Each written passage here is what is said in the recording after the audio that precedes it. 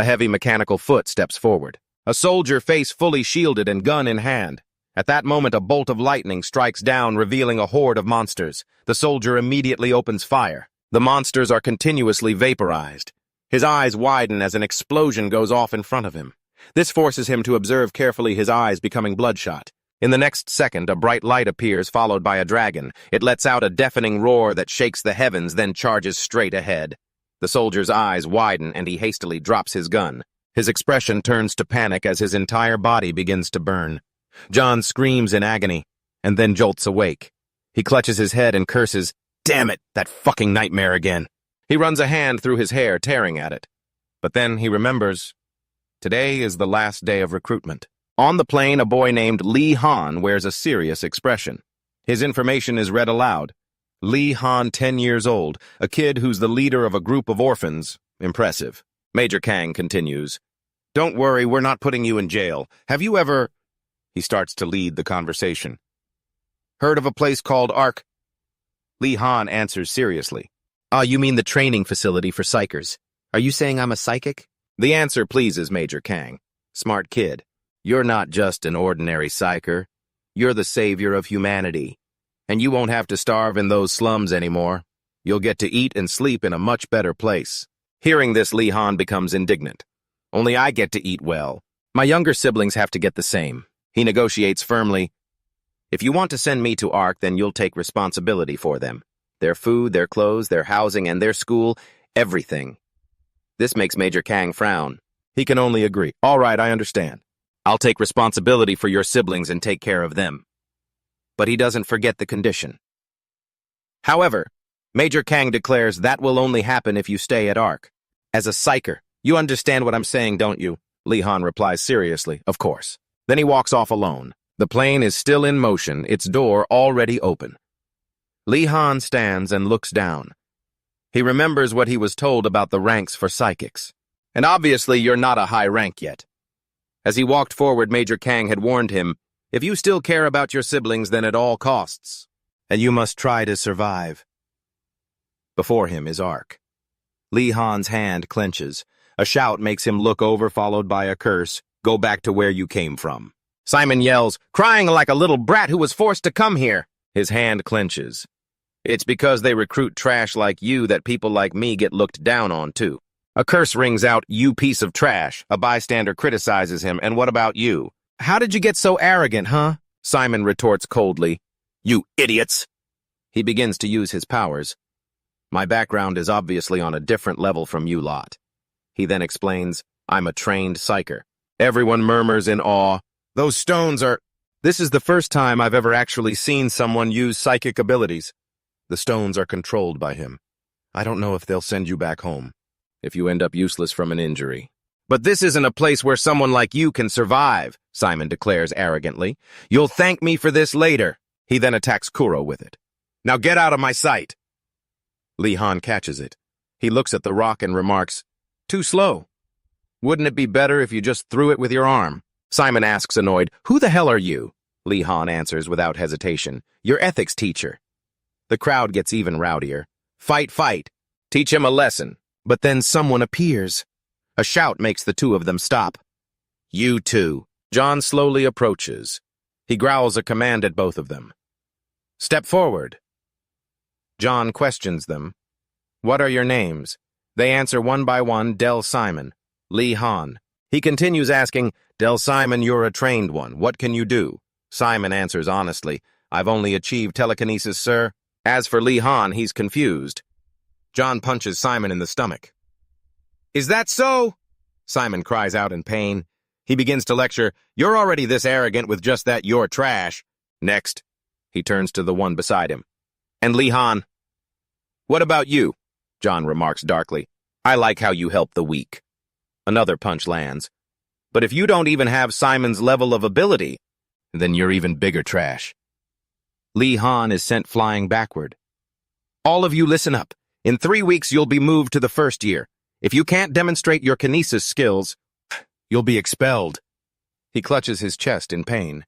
Jon continues, "My introduction is a bit late. My name is Jon Red. I'm responsible for training you idiots." and pieces of trash into psychic warriors to fight against dragons.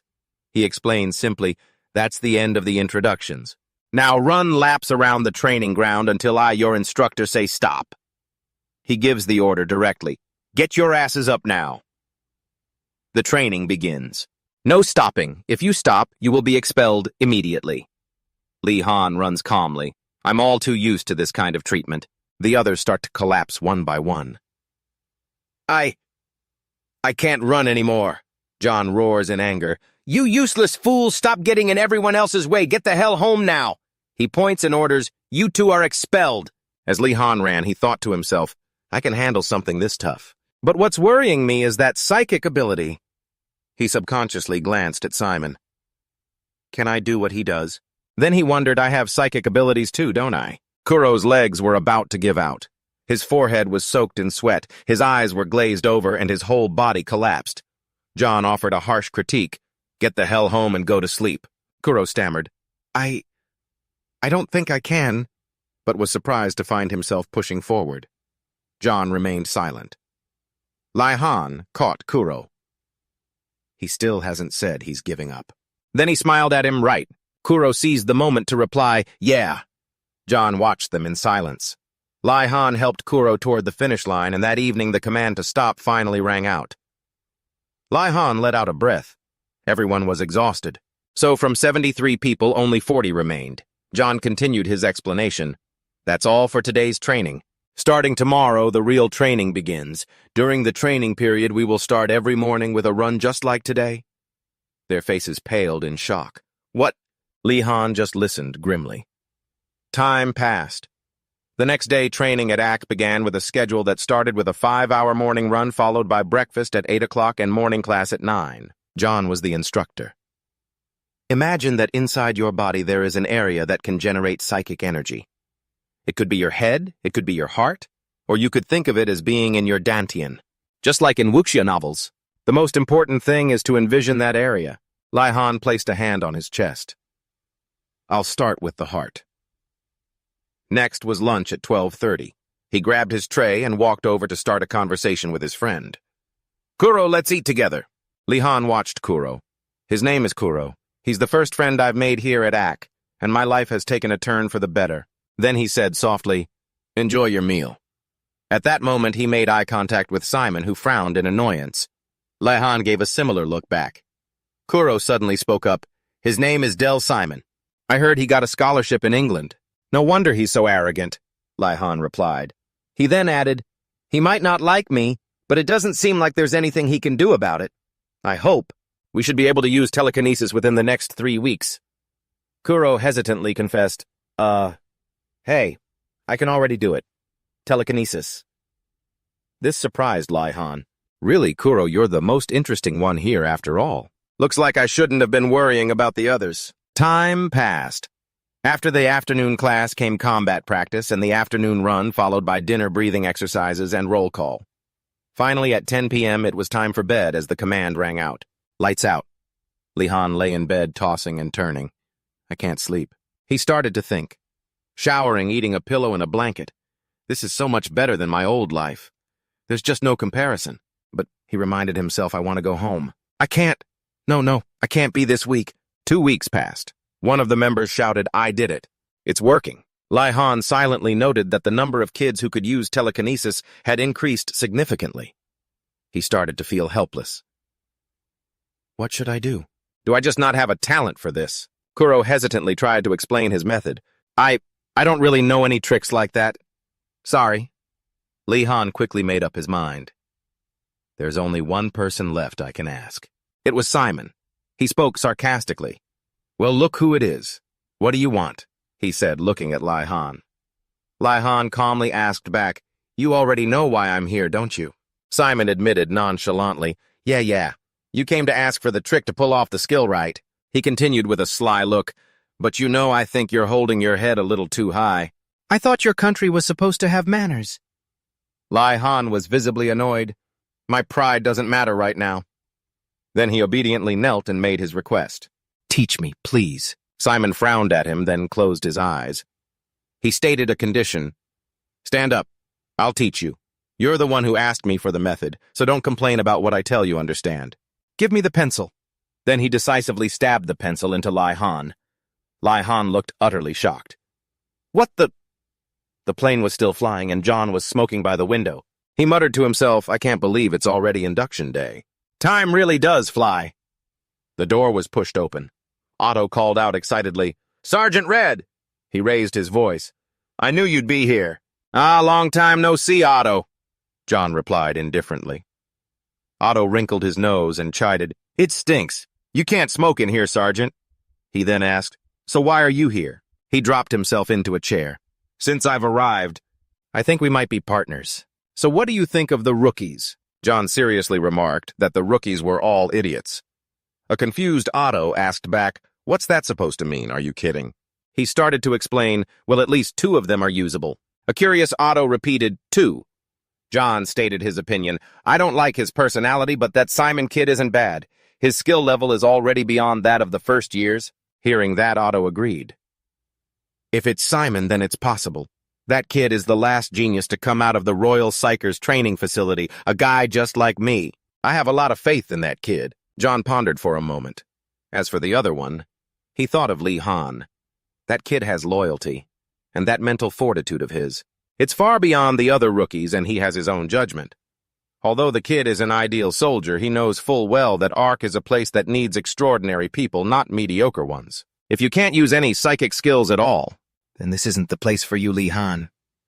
Otto still looked on expectantly. So, what was his name? He suddenly added. Oh, that's right.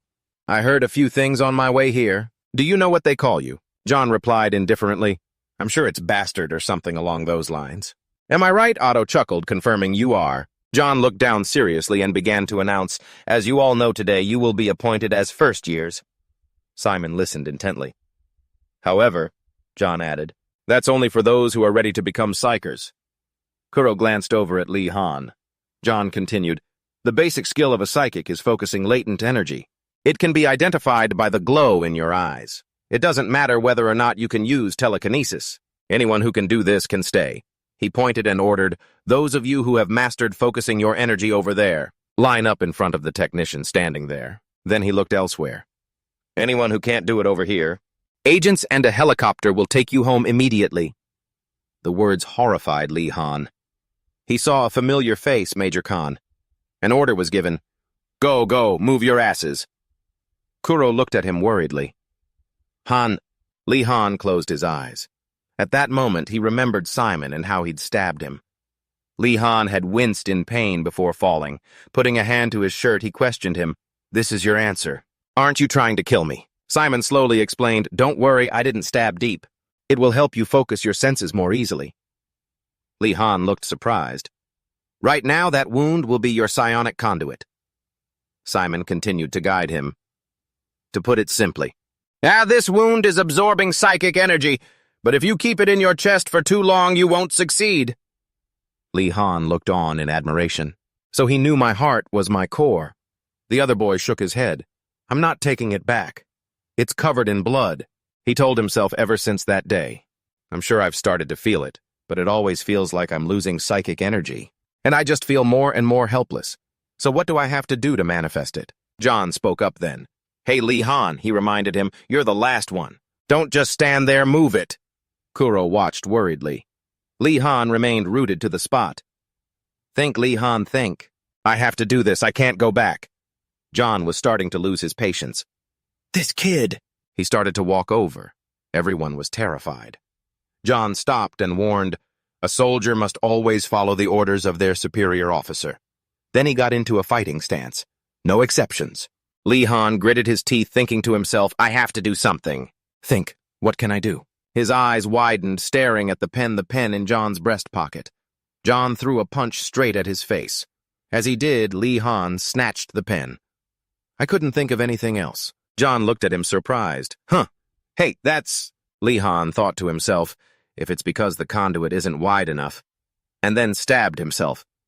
If the conduit is the problem, then I'll just have to open it wider. Kuro and Simon's faces went pale as Jon grabbed his collar and demanded, What the hell are you doing? You fool, are you actually trying to die? The pen fell to the ground. Lee Han burst into tears, but he had succeeded. Jon observed him carefully for a few seconds, then sighed and let go. He turned and walked away, leaving one sentence behind: "I've never seen anyone as useless as you." Jon stopped after a few steps. He slowly turned his head and then declared, "But at the very least, congratulations, Lee Han." Lee Han thought with pride. "Finally, I'm at the starting line." Kuro ran over worriedly. "Lee Han, are you okay?" He smiled in reply. "I'm fine. That's nothing." Otto, who was beside him, chimed in, "Here, Lee Han. This is your reward. Take it." Lee Han stared blankly at the watch as the man explained, unable to hide his pride. "This is AC's latest technological achievement, the orientation bracelet." An announcement rang out, "Verifying user Lee Han, military intern. User registration complete." You muttered in awe, "Amazing." Otto agreed and added, "Right. If you students want to know what's going on." Jon from up ahead shouted, "Pay attention. The class mission will be over soon. All students gather with your class after I mark you off the list." He began to explain. "The ARC class is divided from A to D according to your abilities." Lee Han listened intently. "This mission will be the culmination of the past 3 weeks of training. But keep in mind that you can be promoted and move up a class as long as you have the skills." Jon continued to assign the remaining 25 students. "Congratulations on this transfer. All of you from now on must remember that I am a bastard," he added. "But first I have to clear up this misunderstanding you all have." Otto on the side thought to himself, "Look how long he holds a grudge." Jon admitted seriously, "I'm not just a bastard. I'm the worst kind of bastard." Then he began the class assignments. Class A, 1 person Simon. Next Kuro. Class B, 4 people. He continued reading from the list. Those 5 will come with me, the sergeant. Class C, 5 people. Class D, 15 people. Upon hearing the results, Lee Han thought, "Class D, I don't care. I'll rank up soon enough." Jon continued with the assignments. These 20 people will go with Instructor Wei Chen here. Everyone exclaimed, "He's huge. He looks even scarier than Sergeant Red." Wei Chen smiled and introduced himself. "My name is Wei Chen. I'm an instructor. Things are going to be tough from now on, but let's rely on each other and do our best." The students were collectively amazed. "He's so nice. It's like our team is being warmed by a fire." The command was given. "Move out." Simon glanced at Lee Han, then walked past him. Lee Han saw that Kuro's eyes were filled with tears. He reassured him, "Don't worry, Kuro," and made a promise. "I'll be there soon." Wei Chen gestured enthusiastically. "Now let's move to the training room." They moved quickly into the brightly lit room. Wei Chen began his demonstration and everyone was amazed at his skill. Wei Chen stopped and began to speak. "You all must be wondering why you're learning swordsmanship and spearmanship when you're fighting dragons, right? The reason is the psychic equipment you'll be using." The lecture began. There is nothing on Earth that can contain psychic energy, but the skin and bones of dragons contain and emit that same psychic energy. Wei Chen explained in detail, therefore weapons made from dragons can also inflict fatal damage upon them. A question followed. Then how do you catch a dragon? Without those weapons, Wei Chen fell into deep thought. He slowly explained, "In the beginning, if we fought with just our bare hands, a single dragon could kill hundreds of psychers, even with more psychers, attacking and providing support from a distance. To deliver a fatal blow, we must use weapons at close range. They have to plunge the weapon into the dragon's weak point and release psychic energy, and the psyker soldiers who take on this mission are called strikers." Everyone was in awe. "Strikers are so cool." Wei Chen pointed and commanded, "Now! Today find a weapon that suits you. Pick one that matches your size." Lee Han quickly chose a weapon. Wei Chen approached him. "You like the spear?" "The spear?" He nodded in acknowledgement. "Yes." The answer pleased him. "The wind I feel when I swing the spear is so satisfying and cool. I also like the sound it makes," Lee Han said. The judgment and strength he showed against Sergeant Red were extraordinary. "I'm sure he has lived in an extremely harsh environment." "Yes?" Wei Chen smiled thoughtfully. "But thanks to that, he's gained the experience to fight." Then he encouraged him. "Do your best, Lee Han." Lee Han replied, "Yes, sir." Wei Chen added, "I will also do my best to help you." He nodded, his hand tightening around the spear. Time passed quickly. 2 weeks later, Lee Han was in a sparring match. He looked at his opponent seriously, and Joe looked back cautiously. Lee Han spoke first. "You look tired, Joe. You can just surrender." His opponent just smiled. "What did you just say?" "You're the one who's taking it easy and trying to drag this out, you know," he said, continuing his attack. Lee Han easily dodged and even countered, managing to disarm Joe. Lee Han rushed in to attack. Today is the second week of the first year. After Class President Joe, I've finally defeated all the students in Class D with a weapon that suits me. I lose. Lee Han smiled in reply. "That was a good match." Lee Han. Joe continued. "You probably already know this, but I'm transferring to Class C next week, so the position of Class President will be vacant." He then made a suggestion. "That's why I think you should be the next Class President." The words surprised Lee Han. "I can't do it." "If you don't want to, then," Joe assured him, "everyone will follow you. We've already discussed it among ourselves." Hearing that, he felt embarrassed. "Joe, and everyone else, thank you." He thought to himself, "If I become Class President, I'll be one step closer to moving up a class, won't I?" Jon declared irritably, "You can't do it." This scene is so familiar. A discussion broke out. "Sergeant Red, that bastard. You know he's not someone to mess with. I've been beaten up by him many times, too." The topic this time is Jon. That's not even the worst part. He gets into fights. Who's he fighting? Meanwhile, Jon, a first-year student, lights a cigarette. Other students were cheering for Lee Han.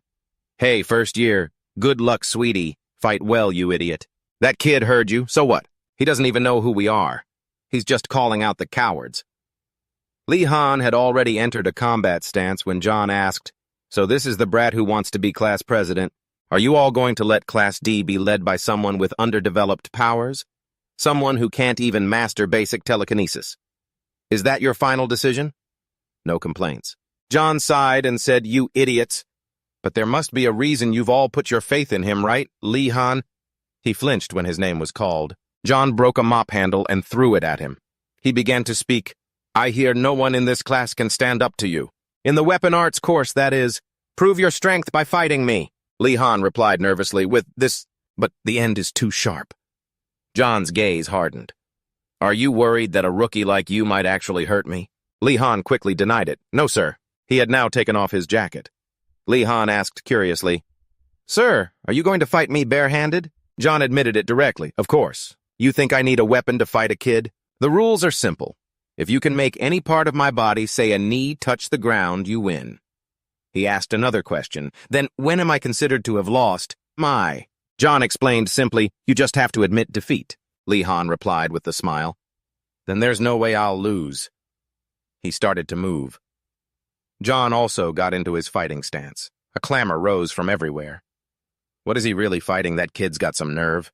Looks like it. But how can he possibly fight against the instructor? Simon stepped closer curiously, then made a comment. "That maniac."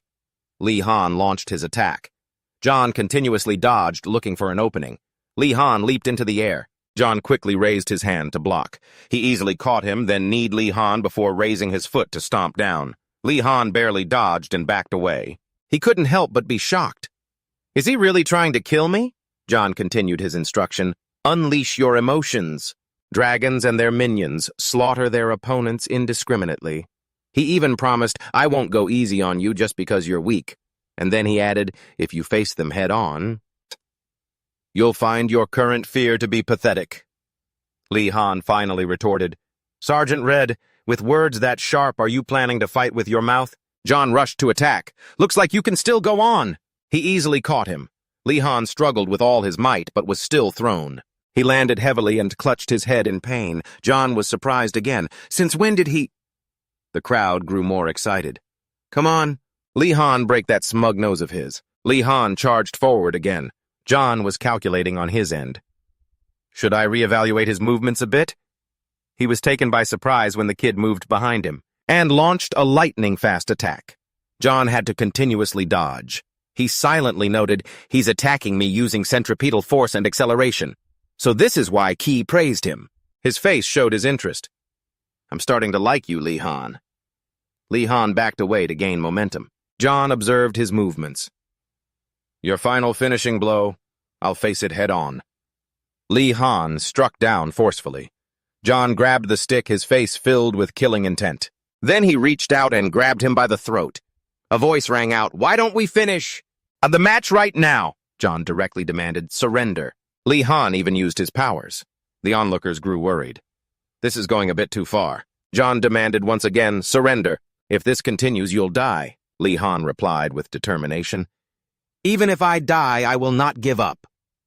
Wave pushed through the crowd of students. He shouted, "Sergeant Red," and intervened in the fight.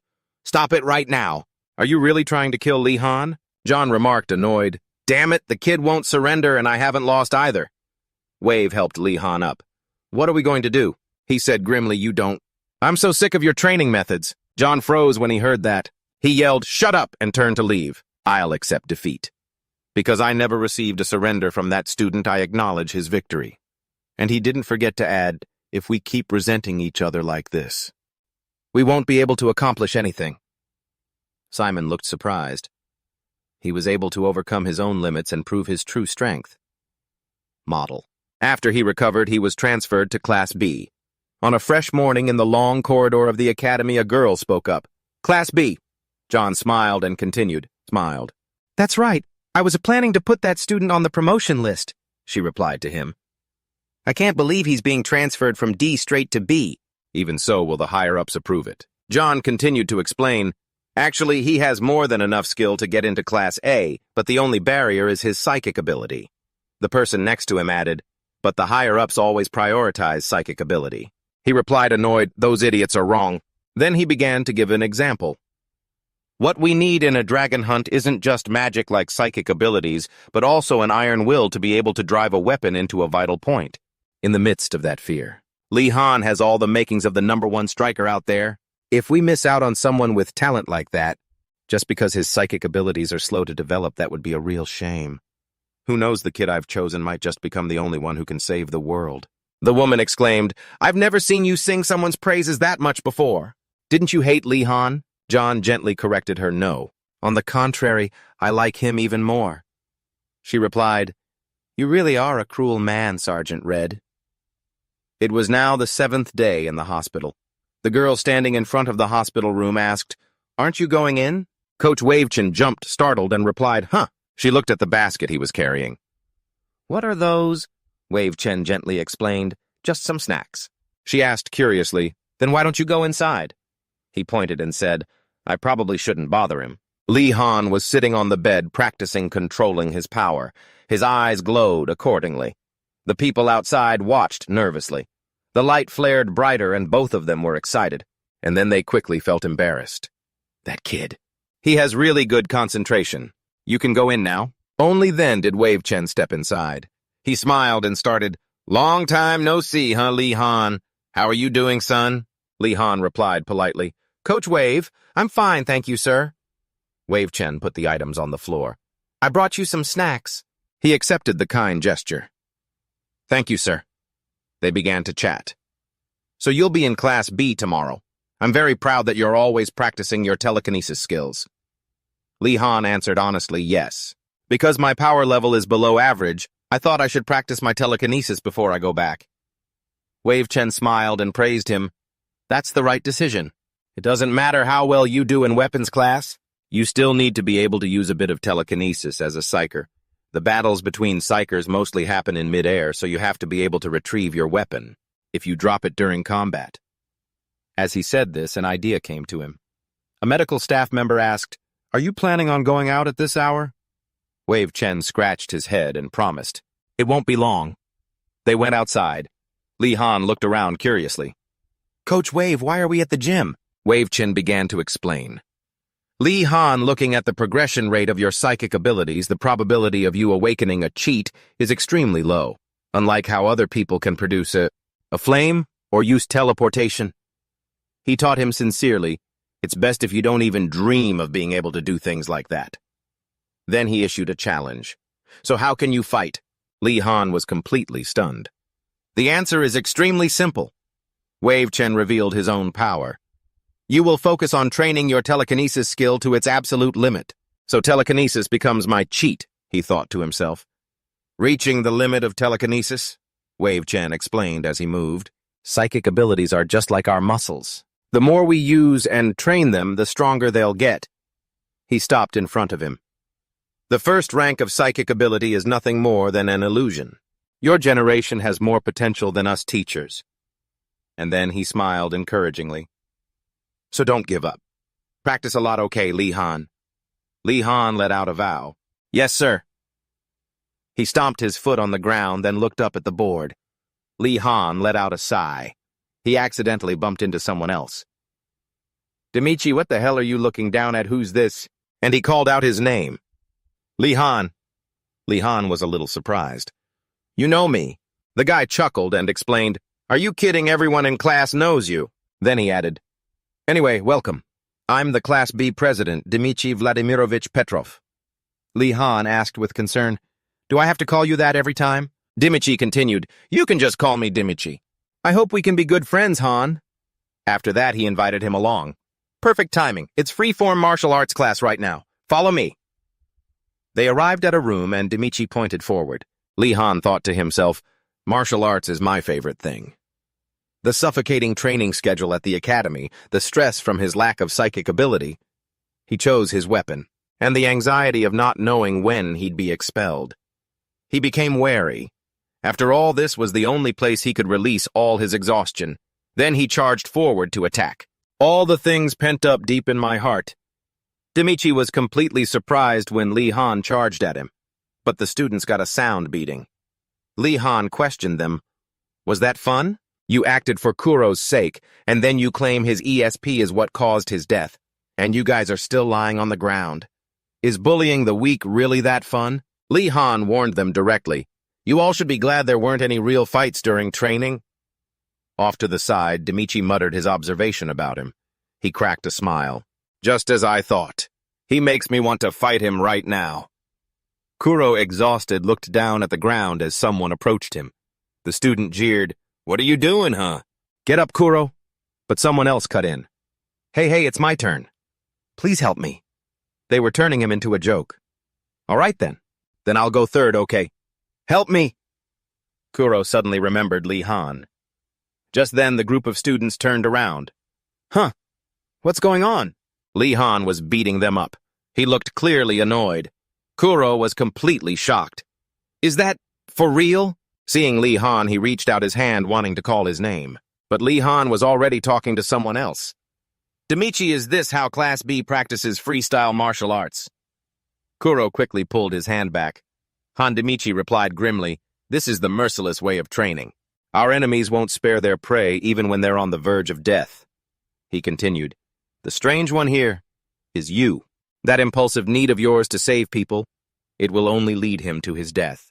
Lee Han thought to himself, I can't argue with what he's saying. He clenched his fist. Dmitry, standing by, continued, Still 3 guys can't even take down one little kid. How pathetic. The guys who got beaten looked ashamed. He challenged him with a defiant tone, So Lee Han, show them what a real fight looks like. Lee Han, annoyed once again, said, Are you sure about that? Dmitry charged forward to attack. Lee Han struggled to parry the blow. He quickly calculated his next move. If I block one more time, the spear will break. Lee Han decided to dodge. I'll aim for Dmitry's legs. After he loses his footing, I'll make him stumble. He then swung his staff, aiming straight for his leg. Lee Han silently declared, This will be the final blow, as he aimed for Dmitry's face. His foot had just touched the ground, allowing him to narrowly dodge the spear. Dmitry closed the distance. He slammed his head into Lee Han's, knocking him backward. Lee Han yelled, annoyed, Damn it, a headbutt too, I thought this was a martial arts match. Dmitry just smirked as he reminded him, You shouldn't just watch my weapon, you have to watch my movements too. I've been learning Sambo since the day I was born. If I had gotten a real hold of you back there, I don't think your bones would have ever set right again. Lee Han slowly got to his feet. Is that all you really plan on taking down a dragon with that Sambo of yours? He spun in midair before bringing his weapon down. The spectators were all stunned. Both of their weapons shattered. This guy, he was aiming for my weapon the whole time. Lee Han kept wondering why Dmitry was charging at him unarmed. He tackled Lee Han to the ground. I bet you don't want me to break your arm, do you? The crowd roared, chanting his name. Dmitry, Dmitry, Dmitry. If you've got the guts, then do it. Lee Han issued a challenge. You don't have the guts. Everyone froze. Lee Han was in agony. Demichi slowly sat up. He spoke in a low voice. This is why I told you to surrender. You dirty fighter. Kuro was trembling with fear. Demichi continued. I hate to admit it, but you're truly commendable. Even after I broke your arm, you didn't make a single sound. But he didn't even notice that Lee Han was already back on his feet. Someone take him to the infirmary. A surprise attack. Lee Han looked down at Demichi. All those people who fought you before. They must have cried out in pain from just one broken arm, right? He was still lying on the ground. Lee Han continued his challenge. Get up. Let's finish the fight. But the cheering slowly died down. When Demichi saw his opponent had passed out, sometime later, he shot up in bed. This is... A notification chimed beside him. Incoming video message now playing. The caller was Major Kang. Excellent. You've exceeded my expectations, Lee Han. Thanks to you, the kids are living very well. The Major promised him, I'll message you again next time, okay? Lee Han just watched his little siblings on the screen. Goodbye now. He was very satisfied. The kids are fine. They've even gained some weight. He then turned to the person next to him. You're awake, hey. Demichi, can you please help me turn this off? Here. Demichi did as he was asked, but grumbled, Hell no. Why should I have to turn this thing off for you? Lee Han explained nonchalantly. You broke my arm. Demichi snarled back. And you smashed my head in, you bastard. Lee Han simply replied, That's the price you pay for being careless. Don't you remember that's the merciless way you taught me about? Demichi was utterly speechless. Lee Han continued, I was honestly really furious that day. He said with sincerity, But I don't hold a grudge or want to blame you for it. Demichi smiled back. Same here. But next time let's fight in a proper tournament. Lee Han's tone turned somber as he continued. I think I made a mistake with Kuro that day. He recalled what happened that day. I should have taken his hand instead of just getting into a fight. Demichi replied seriously, I understand why you'd think that. But you could die in your second year if you keep using it. This confused Lee Han. What do you mean? The two of them started walking. He asked curiously, Hey, where are you taking me all of a sudden? Demichi answered cryptically, It's better if you see it for yourself instead of just hearing about it from me. Lee Han muttered in surprise, The emergency room. Demichi went on to explain, This is the place where every single life can be saved, as long as the patient is still breathing. Someone was wheeled in. Lee Han quickly dodged to the side. He silently wondered, what's wrong with him? Well, Demichi watched him and asked, You can probably guess how they're trained, can't you? Lee Han pointed and continued, But aside from that, isn't that upperclassman the same age as us? The guy who just went in. Yeah, he's tall, but he seems way bigger now, kind of like my coach. Demichi scratched his head in thought before stating the obvious. When you're a second year, you'll start using enhancers. His words surprised Lee Han. Your body will grow super fast and you'll become an adult. What? He chuckled and reminded him, Don't tell me you forgot. We have to fight dragons in the next 3 years, he added. They aren't going to wait for us to grow up. To his surprise, he heard a reply. Not bad. Demichi was taken aback. I've always wanted to become an adult quickly, Lee Han explained, because for him that was the only way to survive. I've always had to fight against adults, and completely against them. A fist flew at him. Lee Han was sent flying by a group of adults. They ganged up on him before leaving with a bag. Lee Han spoke again. I don't need a happy childhood. The most important thing is that I survive. Demichi let out a breath. That's the iron will of an Arc warrior for you. He nodded and continued, I get what you mean, let's go back. Jon laid out the agenda. Today you will conduct a training exercise that is just like a real battle. He clarified a few things. You just need to act with precision. Now, just as you've been trained, we will depart at 16:30, but before that finish getting your equipment. Looks like we're getting parachute training, Demichi remarked excitedly. Don't tell me you're already missing your hospital bed, Lee Han replied with a smile, examining the issued gear. Hey, this bag is completely full of food, he said, making a guess. Maybe this isn't just parachute practice. Demichi kept looking around. Some of these idiots have already forgotten the mission. He saw something. Look, Lee Han, that guy. he said, pointing at Simon. That's him. His face lit up with excitement. He's the last genius of Arc, right? I'm itching for a fight with him. This is a parachute drop, dude, Lee Han reminded him wearily. Simon from a distance looked over and wondered, what's wrong with that guy? Lee Han glanced at Kuro, a pang of guilt in his heart. Jon hurried them along. Stop dawdling, get on the helicopter. The students scrambled to move. They climbed onto the aircraft under Jon's supervision. Multiple planes took off. Let's go too, Jon muttered to himself. This is the last time those kids will be able to smile. A hand reached out. Lee Han. That was the first thing that came to my mind, and you appeared instantly. Kuro's memories surfaced. But now, no matter how long I wait, I can't see you. She thought of Lee Han. So, you're really not coming this time. And then she started to cry. Kuro was stuck in a tree. Back to 1 hour earlier. The planes were in the air. A question was asked, where are we? The Ark headquarters looked so small. The explanation rang out, you are now above a deserted island. This is your destination and also where your survival training will take place. Jon calmly added, the food rations in your backpacks will be enough for the next 2 days. For the rest, you'll have to fend for yourselves. Everyone was bewildered. Why did this turn into survival training? And we only have food for 2 days on a deserted island, Demichi smirked. It's a field trip. This is going to be a lot of fun. Jon continued his explanation, shocking everyone with the information. The instructors will be back to pick you up in 1 week. Try to survive until then. They pulled another person up. Jon turned his head. Is this kid the last one? The answer came quickly. Yes, sir, I don't think there are any more stragglers. He continued his questions. Have the kids been scattered? The other person reported, everything is going according to the initial plan, but 7 of them have already gathered and formed a team. Jon made a comment, even if they're just kids. They're not as naive as we think. These kids have all grown up. If things get out of control, the strong will rule. And instead of starving together, they'll definitely choose to rob each other. A fat guy sneered, thanks for the food, pal. I'm going to enjoy every last bite of this. They started dividing the loot. This idiot hasn't even touched anything. The fat guy waved his hand. Hey, we gotta leave some for the captain. Cax came over to look. He observed in silence. His next words were a curse, you morons. He cursed at them non-stop. I told you to gather as much food as you could before dark. Annoyance was written all over his face.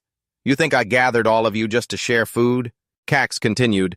We have to stick together and take from others. That way, not a single person will be able to look down on us. The fat guy agreed enthusiastically. That's right, they agreed. Whether it's Demichi or Lee Han, we'll take them all on. Even Simon is nothing, Cax remarked grimly. I suppose so. He turned his head. He heard a noise in the forest. The whole group understood. Hear that? That's our next prey. From the sea, a figure approached. Lee Han muttered to himself, I've wasted a lot of time. He scanned his surroundings. From the time he fell into the sea until now. He quickly came to a conclusion. This spot is too exposed. Lee Han calculated cautiously.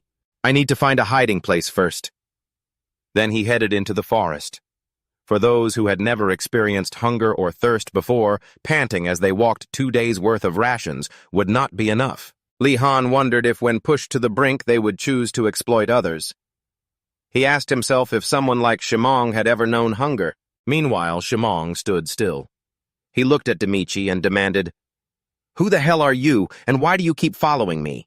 Demichi excitedly shot back, You're the genius del Sinome, aren't you? Let's have a match. Shimong glanced back with a serious expression, then turned and walked away. I don't want to waste my energy. Demichi hurriedly called after him. Hey, wait! He tried desperately to explain. Calm down, I don't mean you any harm, I just want to have one match with you, that's all. Is there something wrong with this guy's head? Shimong thought to himself. Demichi changed his plan. All right, then. Of course not. That would be too sudden, wouldn't it? Anyway, we still have plenty of time, so let's wait until we're closer. This guy is so troublesome, Shimong thought with annoyance. The sky quickly darkened into evening, and voices started to echo. He's just around here somewhere. Kak let out a sarcastic smile. For real? They found Kuro hanging. Help me, please. Why does this guy look so natural hanging from a tree? He thought, then reached out to grab the bag. He casually stole his belongings. "Thanks, buddy. Hang in there, Kuro." Kuro stammered, trying to negotiate. "Wait, if you take that bag—" "Can you help me get out of here?" But Kak just replied sarcastically, "If you weren't stuck in that tree, you probably would have been beaten to a pulp before we took your stuff. Consider yourself lucky. Just calm down and wait for an instructor to come help you." They left laughing. "You won't die even if you starve for a week, probably. And it's about to rain too, so you won't die of thirst either, probably." Why do you keep adding probably at the end? Tears streamed down Kuro's face. This is so unfair. He didn't know what to do but cry, remembering their taunts. "Stop your crying. It's disgusting." Kuro quietly wondered, "Did I do something wrong? Why does everyone despise me? Your crying pisses me off. Shut up." Kuro kept asking himself why. No real man would cry over something like this. I'm not allowed to cry even when I want to. Then he burst into sobs, his cries echoing through the forest. Kuro quickly grew tired. His eyes became vacant, unaware of his surroundings. Kuro started to hallucinate. He vaguely called out, "Lee Han!" A figure rushed toward him, but Kuro didn't respond, his eyes shut tight. The figure was still there, but it quickly disappeared. The area fell silent, until a sound broke the silence. Lee Han had actually appeared. He exclaimed in shock, "What happened here?" Lee Han finished setting up the tent. Just then Kuro woke up. He looked outside. Lee Han smiled and said, "Oh, you're awake." "Lee Han," Kuro replied, confused. He started to explain, "This is our breakfast." Lee Han added, "I couldn't find your bag anywhere, so you can share with me." Kuro hesitated before taking it. "This isn't even enough food for one person. I really don't want to be a burden to him. He ate while crying. I should have said that. But I was just so hungry. Thank you. This idiot Kuro. He's truly pathetic." He thought and kept saying out loud, "Thank you so much." Lee Han just gently suggested, "Let's go find some water after we finish eating, okay?" Observation devices flew everywhere, transmitting images back to John. Otto reminded him from outside, "Sir Sergeant, this is a no-smoking area." He answered gruffly, "Shut up." The man chuckled and continued, "Don't try to act all cool turning off the lights and everything. See any interesting kids?" John pointed at a screen. "One of them has already gone crazy. Look at this kid." "A week on a deserted island, huh?" Glute mumbled excitedly. "How funny. All I have to do is survive, right?" As for Glute, he's building a raft to return to a sea. Lee Han tasted the water and then commented, "It's fine, you can drink it. Drink as much as you can and remember to get some for storage." The two of them moved on. It's too difficult to move during the day. We should go back to the shelter. Lee Han calculated in his head, "We need to store enough food for the two of us for our time here." He looked around while Kuro was acting strangely. "What can I find on this island? I can't even see any coconut trees. Is this why people resort to looting?" He hurriedly stopped Lee Han. "Stop!" Lee Han stopped in his tracks, his foot right over a branch. They both looked down at the pit. "It's a trap. It wouldn't have hurt me, but it would have trapped me for a few days." Lee Han asked curiously, "How did you know, Kuro?" Kuro hesitated, and his explanation left Lee Han confused. "You said you could see it." Kuro became more flustered, and his words started to tumble out. "I should say, it was sizzling, like the sound of something frying." Based on Kuro's personality, Lee Han thought to himself, that's not a metaphor. He really did see it. He began to realize. An awakened trait. Perhaps it's the ability to predict the future. It's a very rare and superior skill.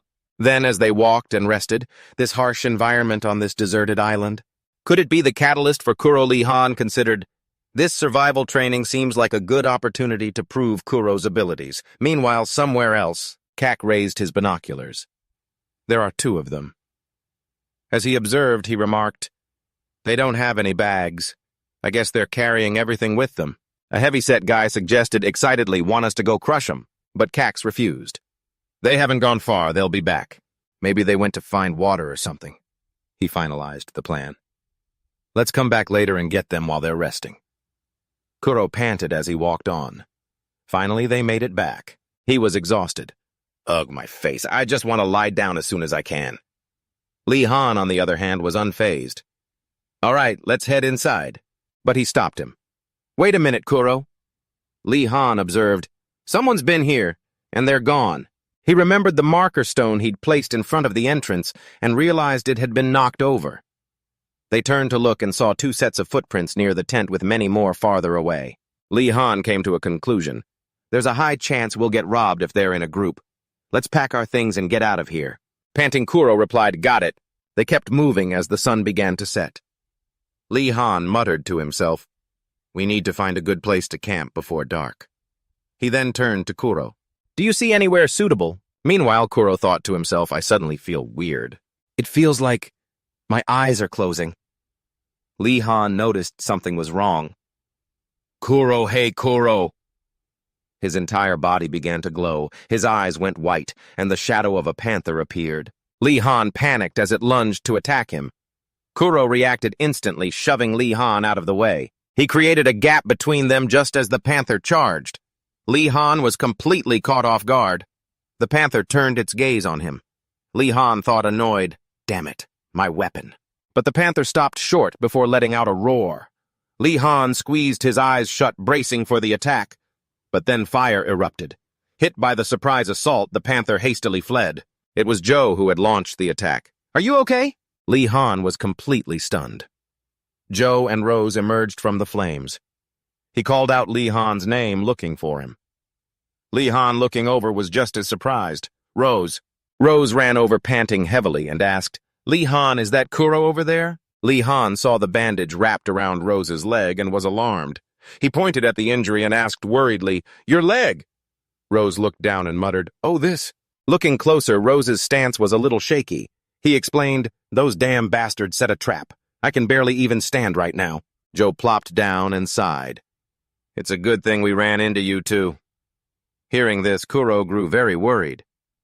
"A trap? We saw one of those earlier, too." Lee Han, in contrast, was calmer. "Yeah," he replied. "Probably the handiwork of the same crew." Rose chuckled and raised a hand. "So there are thieves in here, too. Not that I have any food for them to steal." Lee Han found this hard to believe and had to ask, why not? Amused, Rose patted his stomach and said, "Right after this happened to my leg, I ate it all before anyone could steal it." Looking at him, he couldn't help but think to himself, has he always been this much of an idiot? The boys then agreed to find a place to hide first. That evening, at the group's campsite, Cax sat outside the tent staring into the distance.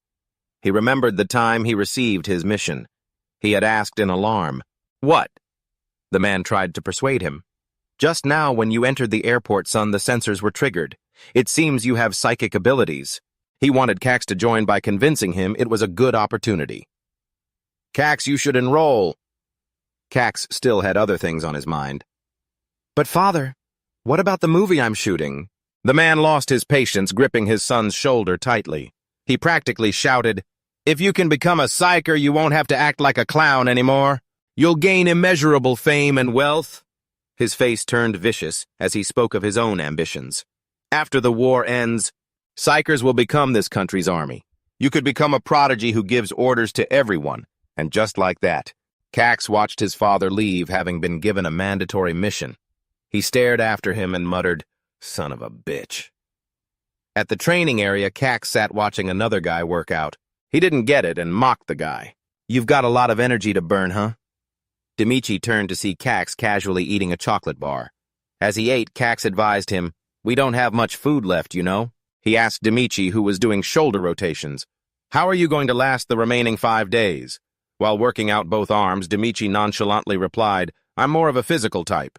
He told Cax excitedly, "If I want to become an elite striker, I have to train at least this hard." But he just pouted and scoffed. "Idiot. Strikers are supposed to fight with their psychic abilities." Demichi found this hard to believe.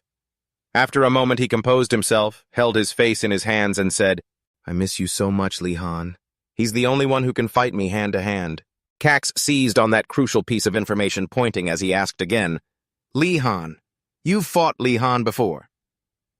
Seeing Cax's expression, Demichi grinned and thought to himself, "He took the bait, thank you, Lee Han.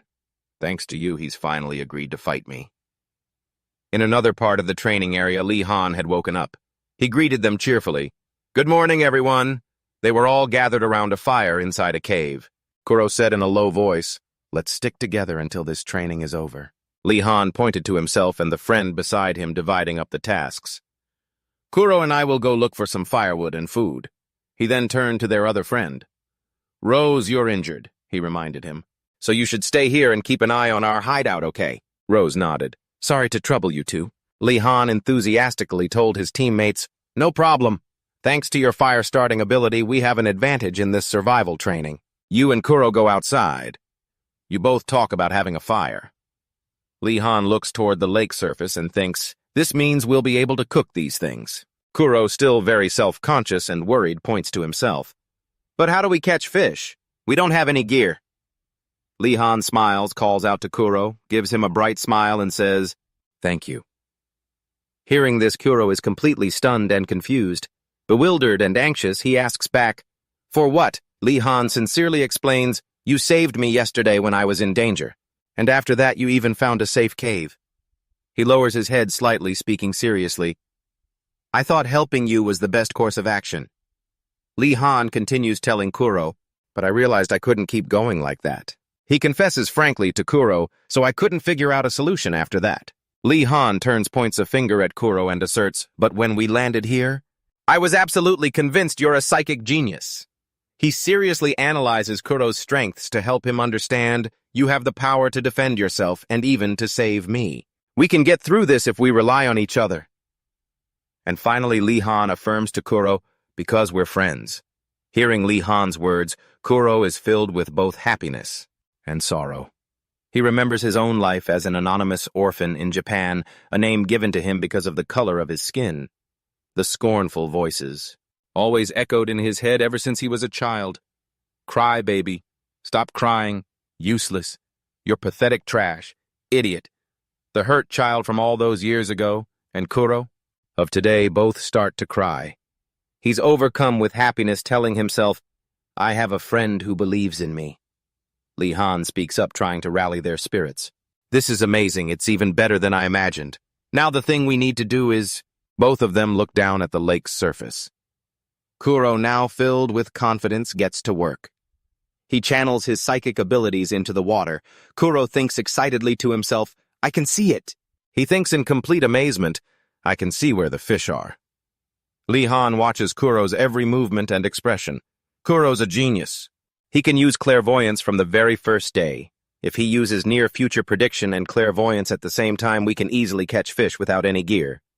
Suddenly, Kuro shouts, Right now! With a precise motion, he strikes down, sending a fish flying out of the water. Lee Han yells excitedly, It worked! Soon after, their basket is filled to the brim with big fat fish.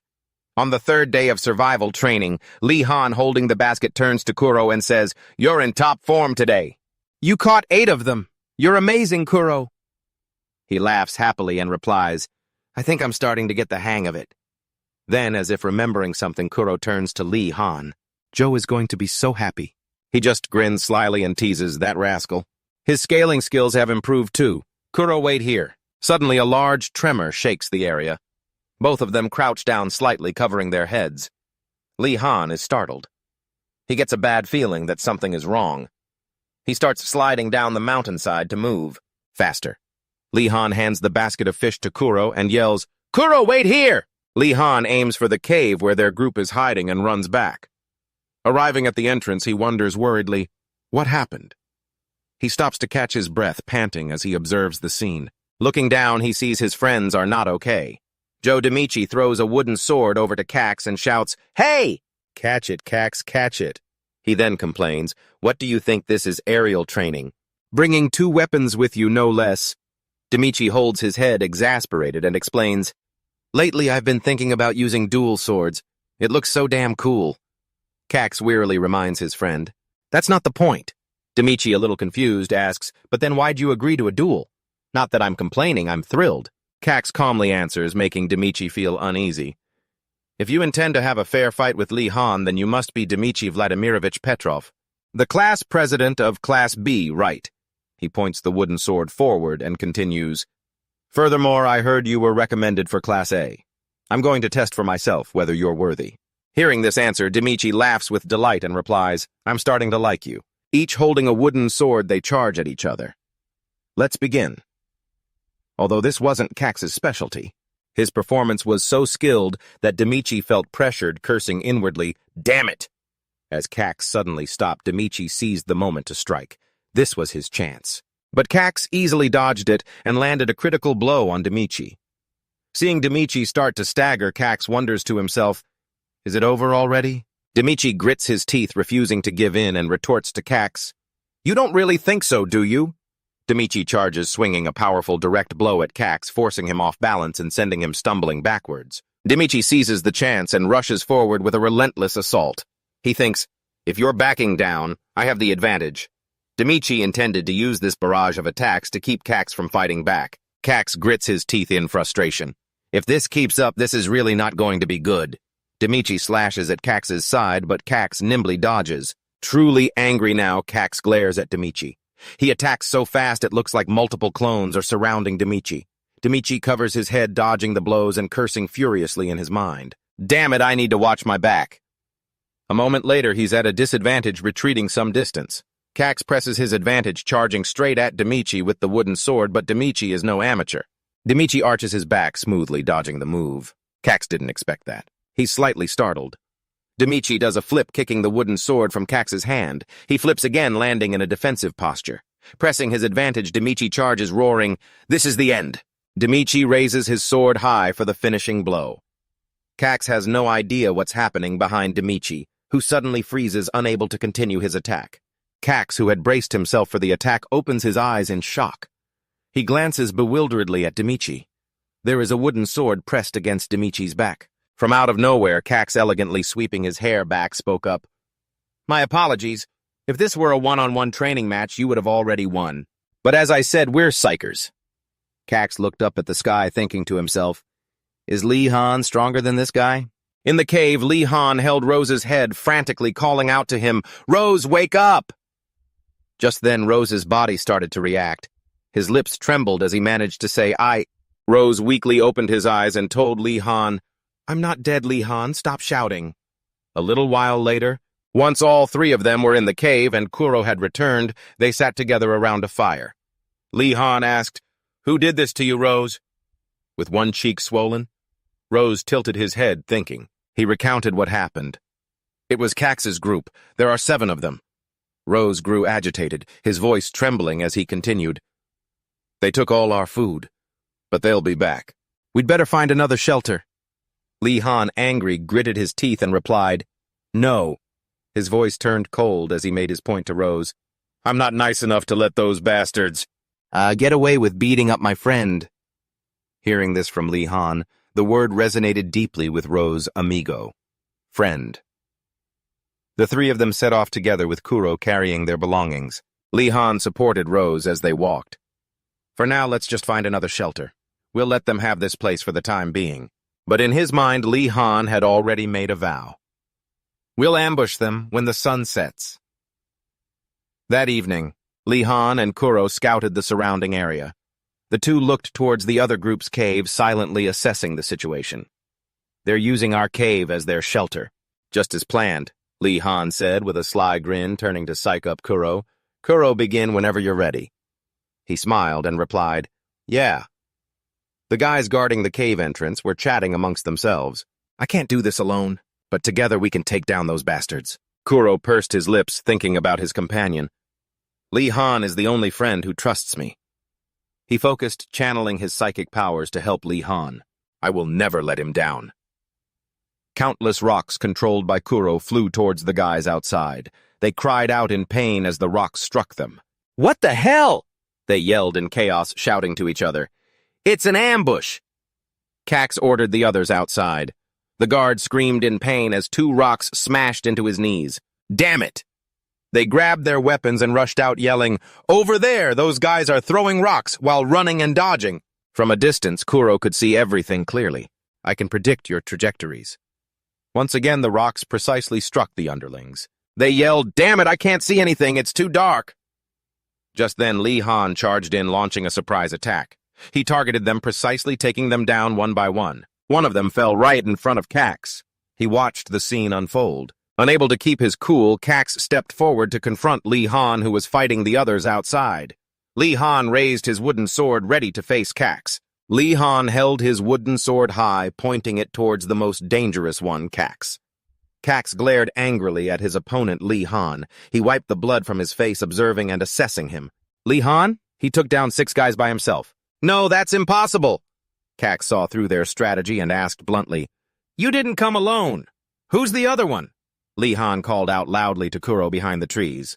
You can come out now, Kuro. I can handle this myself. Cax's face contorted with fury. We were beaten by 2 weaklings, and one of them is Kuro. Lee Han gritted his teeth and declared, We're here to get revenge for Rose. This isn't just some ordinary scuffle. So don't even dream that I'll go easy on you. Cax, losing his patience, grabbed his wooden sword and said, I've heard enough. He tied his jacket around his waist and raised his voice, challenging Lee Han. Now let's settle this with our strength. Lee Han was also ready. He replied to Cax, Bring it on. Cax yelled and immediately charged at Lee Han. Lee Han swung his club straight at him, snapping Cax's head to the side in pain. Cax staggered back a fair distance before he could stop. Furious, he lunged forward, swinging his club to retaliate. Damn you, Lee Han! But it was Cax who received a critical blow instead. He was more enraged than hurt, clenching his teeth in resentment. Lee Han nonchalantly walked past Cax, sword in hand, and taunted, Does it hurt? He turned back and advised Cax with a sincere tone, Try to bear it. This is just the beginning. Cax spun around and yelled at Lee Han, Stop acting so smug! Immediately, Lee Han turned and unleashed a barrage of attacks on Cax. Cax's sword was sent flying, and he fell face first to the ground, lying there defeated. Coughing up blood, he struggled to sit up, thinking to himself, This can't be happening. Just how strong is Lee Han? Lee Han looked at him and angrily demanded, Jose's hurt. Did you really have to beat him that badly? He walked towards Cass as he pushed himself up. Don't you look down on me, Cass thought. He grabbed a handful of sand, gritting his teeth in fury. How dare you look down on me? He thought about his own fame, a genius and a renowned German actor.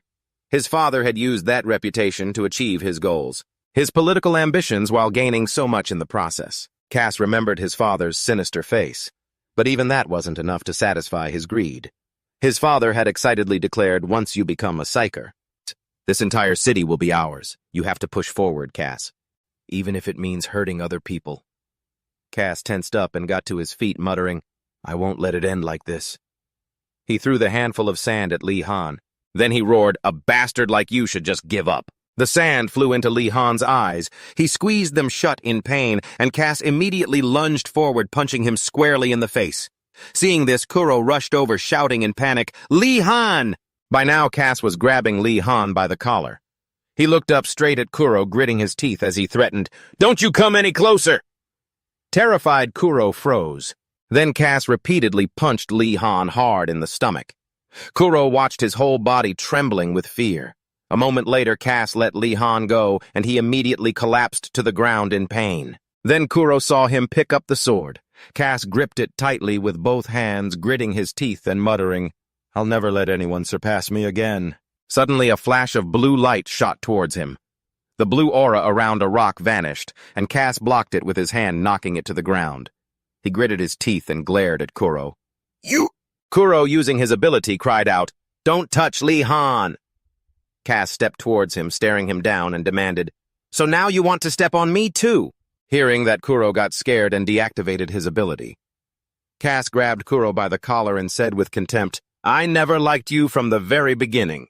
How could a weakling like you ever belong at a sea? He continued, A worthless piece of trash like you should have been kicked out a long time ago. However, Lee Han was already standing behind him, though Cass hadn't noticed. He clenched his fist and punched Cass right in the face. The blow sent him falling, his face slamming into the ground. Lee Han furiously demanded, You think you're more useful than anyone else, huh? Stop being so damn arrogant. Thinking of everyone, he declared, Del Simon, Dimichi Jose, and even Kuro, they're all better than you. Cass froze, looking up with trembling eyes. Terrified, he backed away. Lee Han advanced, raising the sword as he asked, There's always a bigger mountain to climb. What does that make you? He yelled, You're absolutely nothing! Terrified, Cass trembled as he stared at Lee Han. Gritting his teeth, Lee Han stabbed the sword into the ground, then looked at Cass with a cold smirk. The sword struck the ground right next to Cass's head. Lee Han let go of the hilt. As he walked away, he said, Everyone has a reason to become strong. If you want to keep improving, find a different way. And if you touch my friends again, I won't let you off this easily." Lying on the ground, Cass laughed sadly. "Dad, I never wanted to become a psyker to begin with." He looked up at the night sky and scoffed. Later, a new announcement was made. Cass had voluntarily withdrawn from AC. Kuro helped Lee Han back to the rendezvous point. Jose's face lit up when he saw him. Afterwards, the group went fishing together, continuing to survive on the island. The final 3 days on the deserted island were finally over. A fleet of helicopters flew overhead. Someone looked up and shouted, "The rescue choppers are here." Joe sighed. "I never want to experience anything like that again." Lee Han laughed and replied, "You can say that again." Kuro, standing beside him, also sighed. Suddenly, everyone surrounded the three of them, calling out, "Lee Han, Kuro, Joe, thank you!" The people around them started asking a flood of questions. "We were only able to survive because you shared your food with us." "How did you catch all those fish?" "Kuro, you were incredible." "Joe, why did you hide the fact that you can use fire?" "They're so loud," Joe thought to himself. He scratched his head and mumbled, "It was just—" Jose pointed to Lee Han, who was standing behind him, and said, "The person you should really be thanking is Lee Han over there. If it weren't for him—" Suddenly, everyone's bracelets began to glow. Lee Han looked down at the bracelet on his wrist as an announcement rang out. "The survival training has now concluded. Congratulations to everyone for successfully completing the mission." A week later, Simon quietly called out, "Sergeant Red." Demichi, sitting next to him, added, "It makes me so happy just hearing the sergeant's voice. I'm hungry." John suddenly announced, "You will board the helicopters when deployed." Lee Han was silently shocked. Why, when deployed? A moment later, the helicopters began to leave the island. John stood inside the lead helicopter, his lips pressed into a thoughtful line. With his hands on his hips, John looked at Lee Han's group sitting in their seats and began to speak. "Your survival training was observed by supervisors. After the results of their vote, you four are the only ones who were chosen." He continued, "This wasn't just some ordinary survival training anymore. This was a test to see which of you are the diamonds in the rough worthy of becoming humanity's guardians." John called out, "Kuro, Simon, Demichi." All three immediately looked toward him. John declared, "And Lee Han, you four are the members being promoted to level 2. A few days later, sunlight streamed down onto the training facility's soccer field. Rose smiled and called out, "Lee Han, we have the day off today. You want to play some soccer?" Lee Han, a book in his hand, looked up at Rose and then muttered, "Soccer." Pointing to the ball he was holding, Rose asked, "You know how to play, right?" Lee Han put his book down on the bed and answered, "Yeah." As he walked out to the field, he thought, "It's rare to get a break at a C, and everyone's already gathered." Joe yelled out, "No objections from anyone, right?" "All right, let's get started." Kuro sighed, muttering, "I want to take a break." Demichi tilted his head to look at Simon and reminded him, "No using psychic powers, you hear?" "I know." He's still mad. After that, the whole team started playing soccer. As Lee Han fought for the ball with Demichi, he thought no. At ACC, they only let you take a break for something important. Today, all the Level 1 instructors are in a meeting. He was thinking about the Level 2 evaluation. John sat grim-faced at the meeting table. Across from him, Ki Chen was staring daggers at him. A man spoke. "Let's just get started." He was Alexander Rico, the chief of staff at ACC. A beautiful woman tilted her head and asked, "We have 4 slots this time, so how are the kids?" She was Sasa Greyhead of Research for Division 2. Alexander, Dab, Del, Simon, and Demichi. They lack nothing required for promotion. In fact, they exceed the standards. As for the other 2, the first one is... He looked over at Lee Han playing soccer outside, then said, "Lee Han, ever since enrolling, the kid's psychic energy has always been the lowest." As he and Simon were fighting over the ball, Alexander continued, "If not for the special treatment from Jon Red, he'd still be in Class D. And yet he was selected as a candidate for Level 2. Alexander rested his chin on his hand, frowned, and commanded, "Why would we promote a child like that? State your reason." Kui Chen spoke up. "Sir, as you must have seen from the incident with Sergeant Red, Lee Han has excellent weapon skills, patience, and willpower. The kid has everything a soldier needs." Alexander said, "Praise like that doesn't sound like you at all." Kui Chen... John glanced at him and thought, You old fox. If I don't praise him, you'll never approve the kid's promotion. Jon recalled Lee Han's skills, analyzing them. Besides his psychic potential, Lee Han's teleportation skill is also quite ingenious. Come to think of it, it seems like he combines it with his spin skill to make his attacks more powerful. Jon continued his thought. What's even more incredible is that he came up with those ideas all on his own. Meanwhile, Lee Han skillfully dribbled the ball past Simon. And he didn't even need to be taught, he said. At that exact moment, Lee Han took a shot at the ball. The ball immediately flew straight into the team's goal, the opponent. Alexander pondered for a moment, then ordered, "Next candidate." Out on the field, Jose shoved Lee Han's shoulder playfully. "Hey, you bastard! You said you've never learned before, but you're pretty damn good." Lee Han laughed and replied, "What can I say?" Dimitri and Simon were bickering constantly. "Isn't your famous brother a good soccer player? What's that got to do with me? How should I know? Are you an idiot?" Inside the meeting room, Sasa slammed the table and shouted, "Are you kidding me?" She glared at Kuro's info on the screen and asked, "Psychologically sensitive?"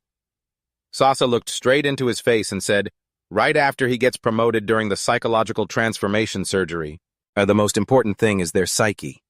She angrily questioned, "Are you telling me to kill that child?" Jon closed his eyes and sighed. He looked up and said, "Kuro's psychological progress is the best. He's far better than those so-called geniuses. Plus, the kid has the ability to foresee the near future. That's crucial for our strategy." Alexander, resting his chin on his hand, countered, "But the problem is his psyche." Jon argued, "That's exactly why Lee Han needs to be promoted with him. Kuro's mental state is heavily influenced by Lee Han." He continued, "Lee Han is playing the role of his older brother." Alexander took off his glasses, pinched the bridge of his nose, and muttered again, "Is Lee Han, huh?" He questioned, "It seems you two are very eager to have Lee Han promoted, aren't you?" Kui Chen and Jon glanced at each other. Out on the soccer field, Lee Han spun past an opponent. He quickly kicked the ball forward. Jose understood the signal and ran for it. He got the ball. "Nice pass," he praised. Jose dribbled past two other players. He yelled, "Come on, try and take it." The goalie stared nervously at Jose. He quickly scanned his surroundings and saw Dimitri and Simon standing in front of the goal. He thought they're all gathered here. Jose suddenly passed the ball to the left. Lee Han ran up and immediately received it. He took a shot and the ball flew straight into the opposing goal. Everyone stared at Lee Han in amazement. "Goal!" Jose yelled happily. He went over to high-five Lee Han and praised him. "Great job, Lee Han." He replied cheerfully, "We make a good team, huh?" Just then Jon approached and ordered, "Stop playing." He looked at Lee Han and Jose and said, "The promotion evaluation is over. The announcement will be made soon." Everyone on the field immediately stopped.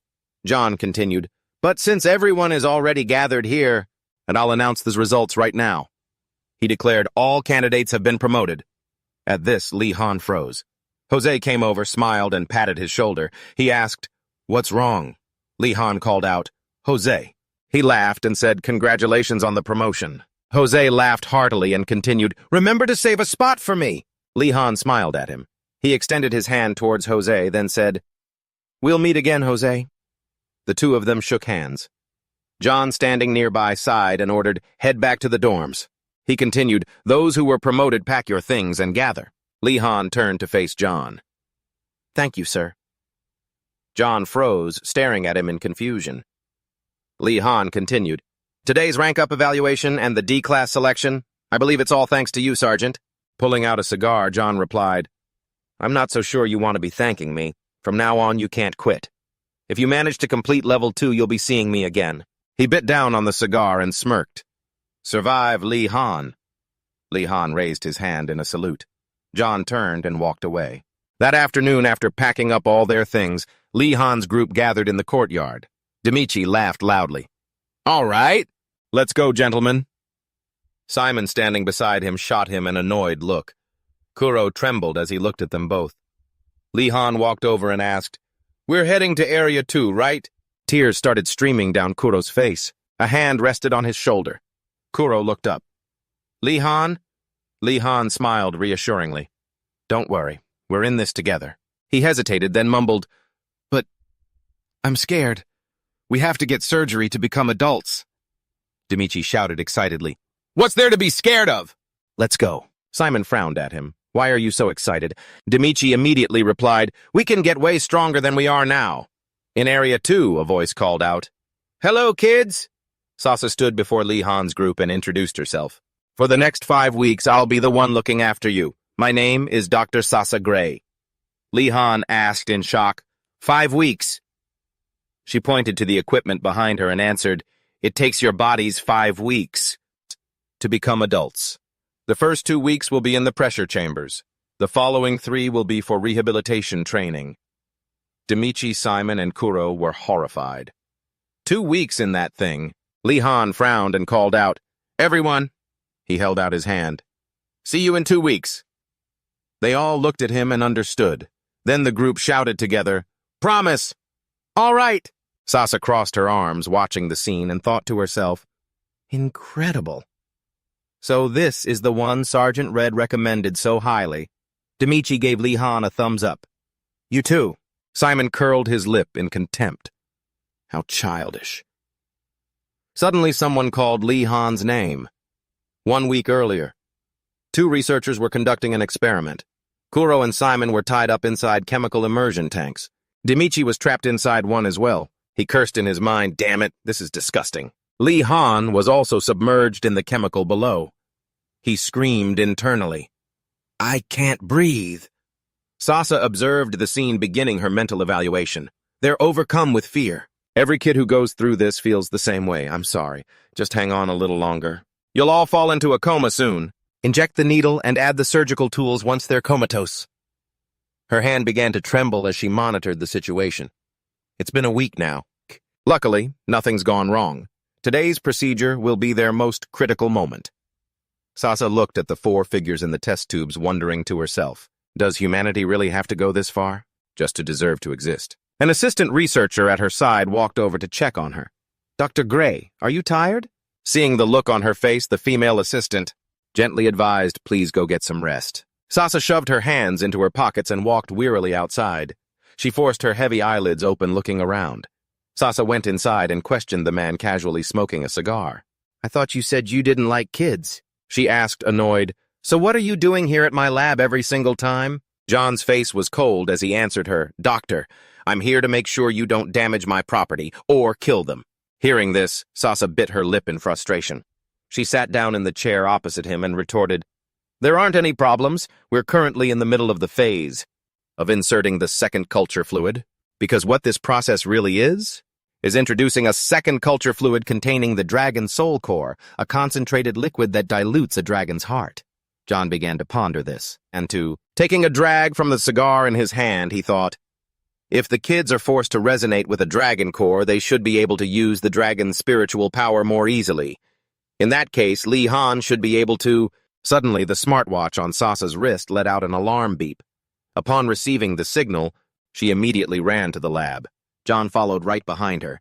Sasa urgently opened the door and asked, what's wrong? An assistant inside the lab frantically reported the boy's consciousness. She urgently reported Lee Han. He's regained consciousness. He's in a lot of pain. Sasa's face twisted in distress. She reached out a hand, demanding, we have to stop this. Suddenly, a hand grabbed her arm. Sasa turned in surprise to see who it was. Her voice trembled as she called out his name. Sergeant Red. Why? He walked forward and commanded Sasa in a stern voice. You can't shut it down, Doctor. No matter what that kid has to make it to level 2. On another day in Sasa's private office, she sat across from Lee Han, her hands clasped, and asked, how are you feeling? Lee Han smiled brightly and replied, thanks to you, I feel great. Sasa, now serious again, warned him, listen, there has never been a case like yours before. This is the first time we've seen a case of a psyker resisting psychic energy. In the critical situation before, when Lee Han was in pain, she was frantic. Are you crazy? If this continues, the kid will die. I have to stop the glass chamber now. But John firmly insisted that Lee Han wasn't someone recognized for his psychic abilities. He grabbed both of Sasa's hands, preventing her from stopping the experiment. Continue the process, Doctor, but no more psychic resonance. If it's that kid, he can overcome it. In the present, Sasa recounts this to Lee Han. You are the only special case who has developed only physical strength. Do you feel any discomfort anywhere? Like your body feels disconnected, for instance, or... Lee Han calmly answered her, I actually feel really refreshed. Plus now I feel like I have less to worry about. Sasa tucked her hair back and evaluated Lee Han again.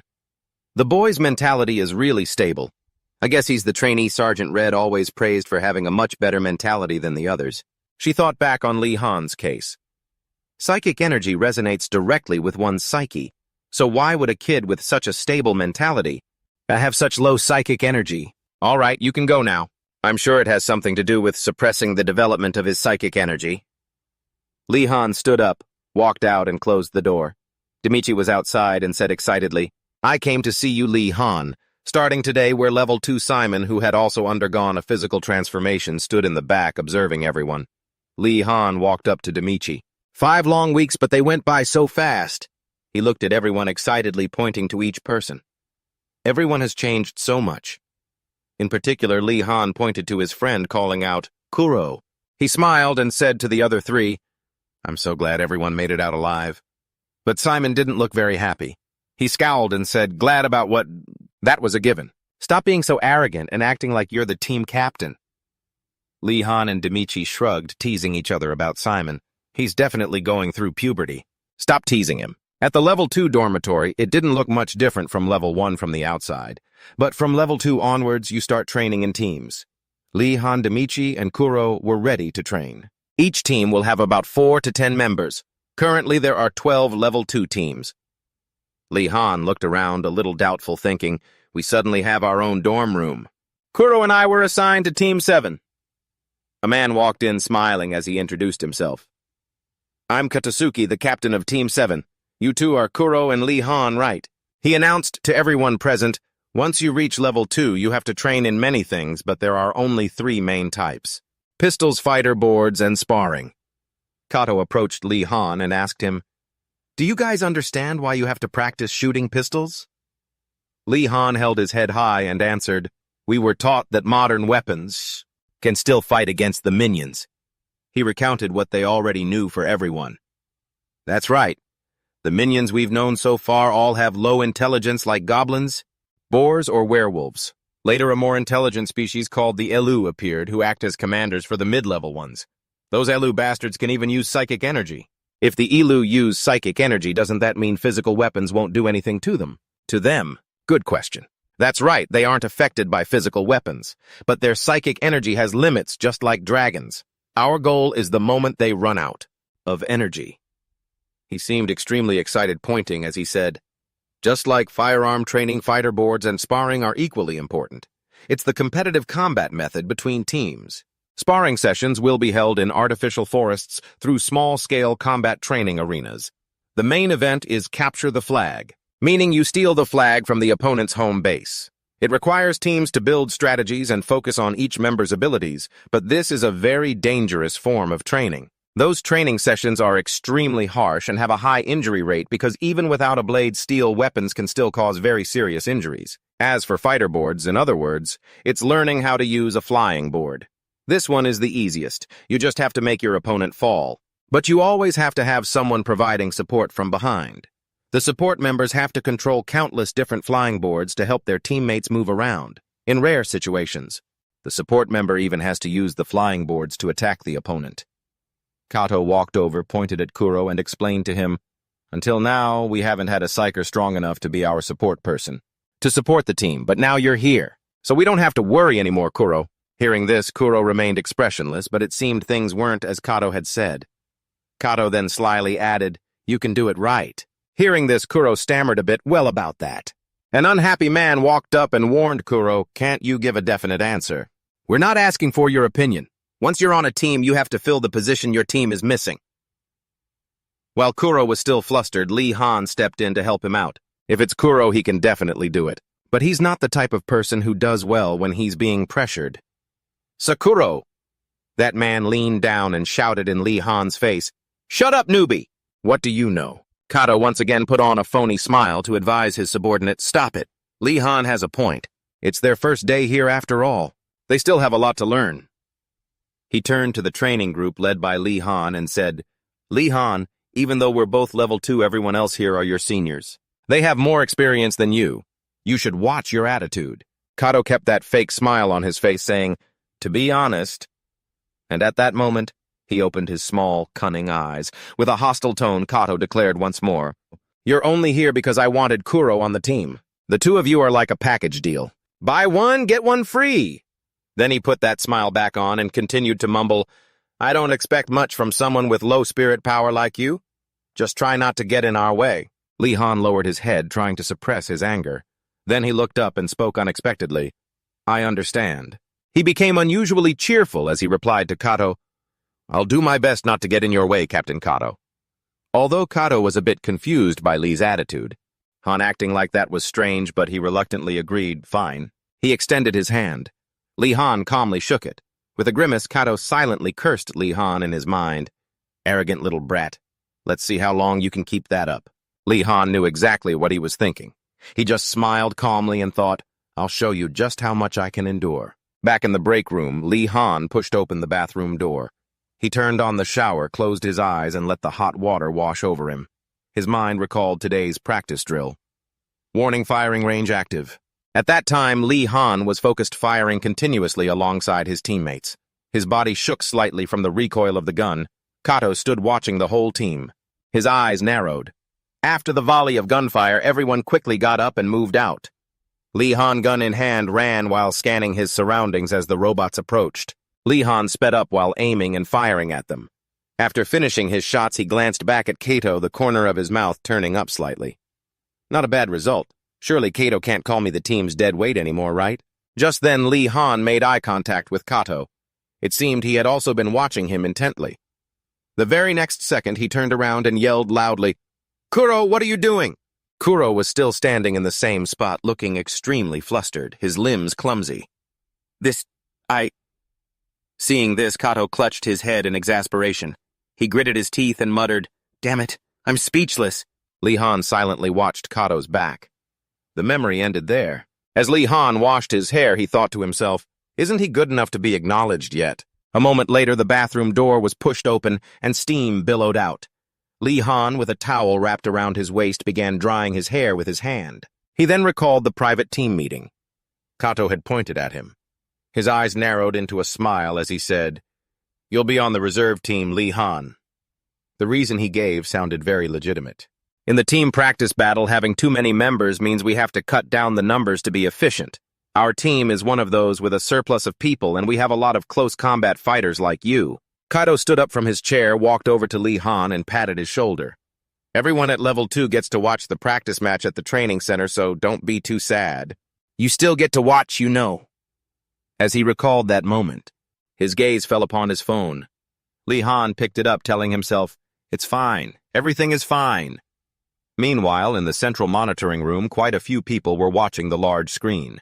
Today's Capture the Flag match would be between Team 3 and Team 9. Kato and the blonde-haired team member were also there. Kato even pointed at the screen, smiling as he said, "Team 3 has some new faces, so let's watch them carefully and analyze their strategy." Lee Han had also arrived. His face hardened. "The new face on Team 3, he means Deo Shimon." A screen was showing footage of Shimon's team. A loud shout rang out, "That bastard is Deo Shimon." Many people were focused on Shimon.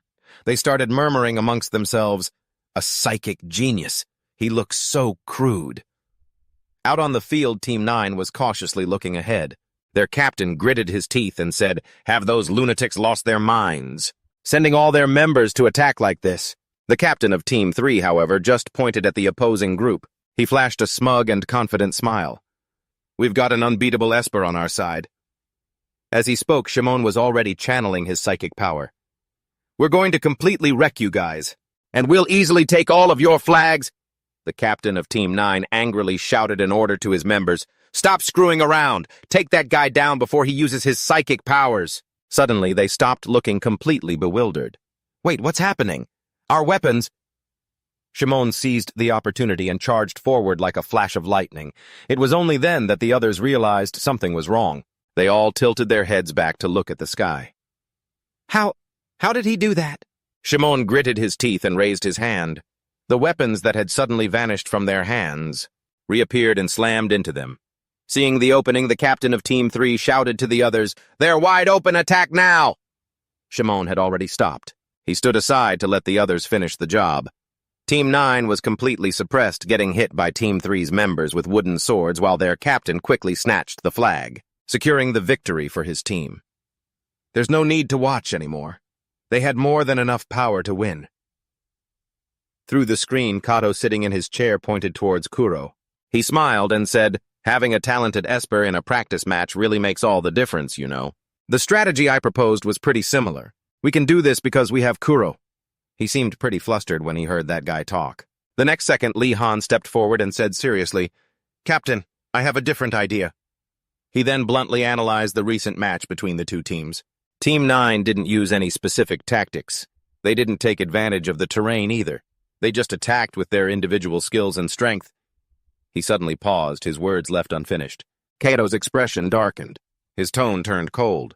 "If what, say it." His eyes flashed with hatred. "If you were the captain, that's what you were going to say, wasn't it?" Seeing his reaction, Lee Han pressed his lips together, saying nothing more, and thought to himself, "Now I get it. The reason this guy hates me so much." Suddenly, someone from behind called out to him, "Lee Han!"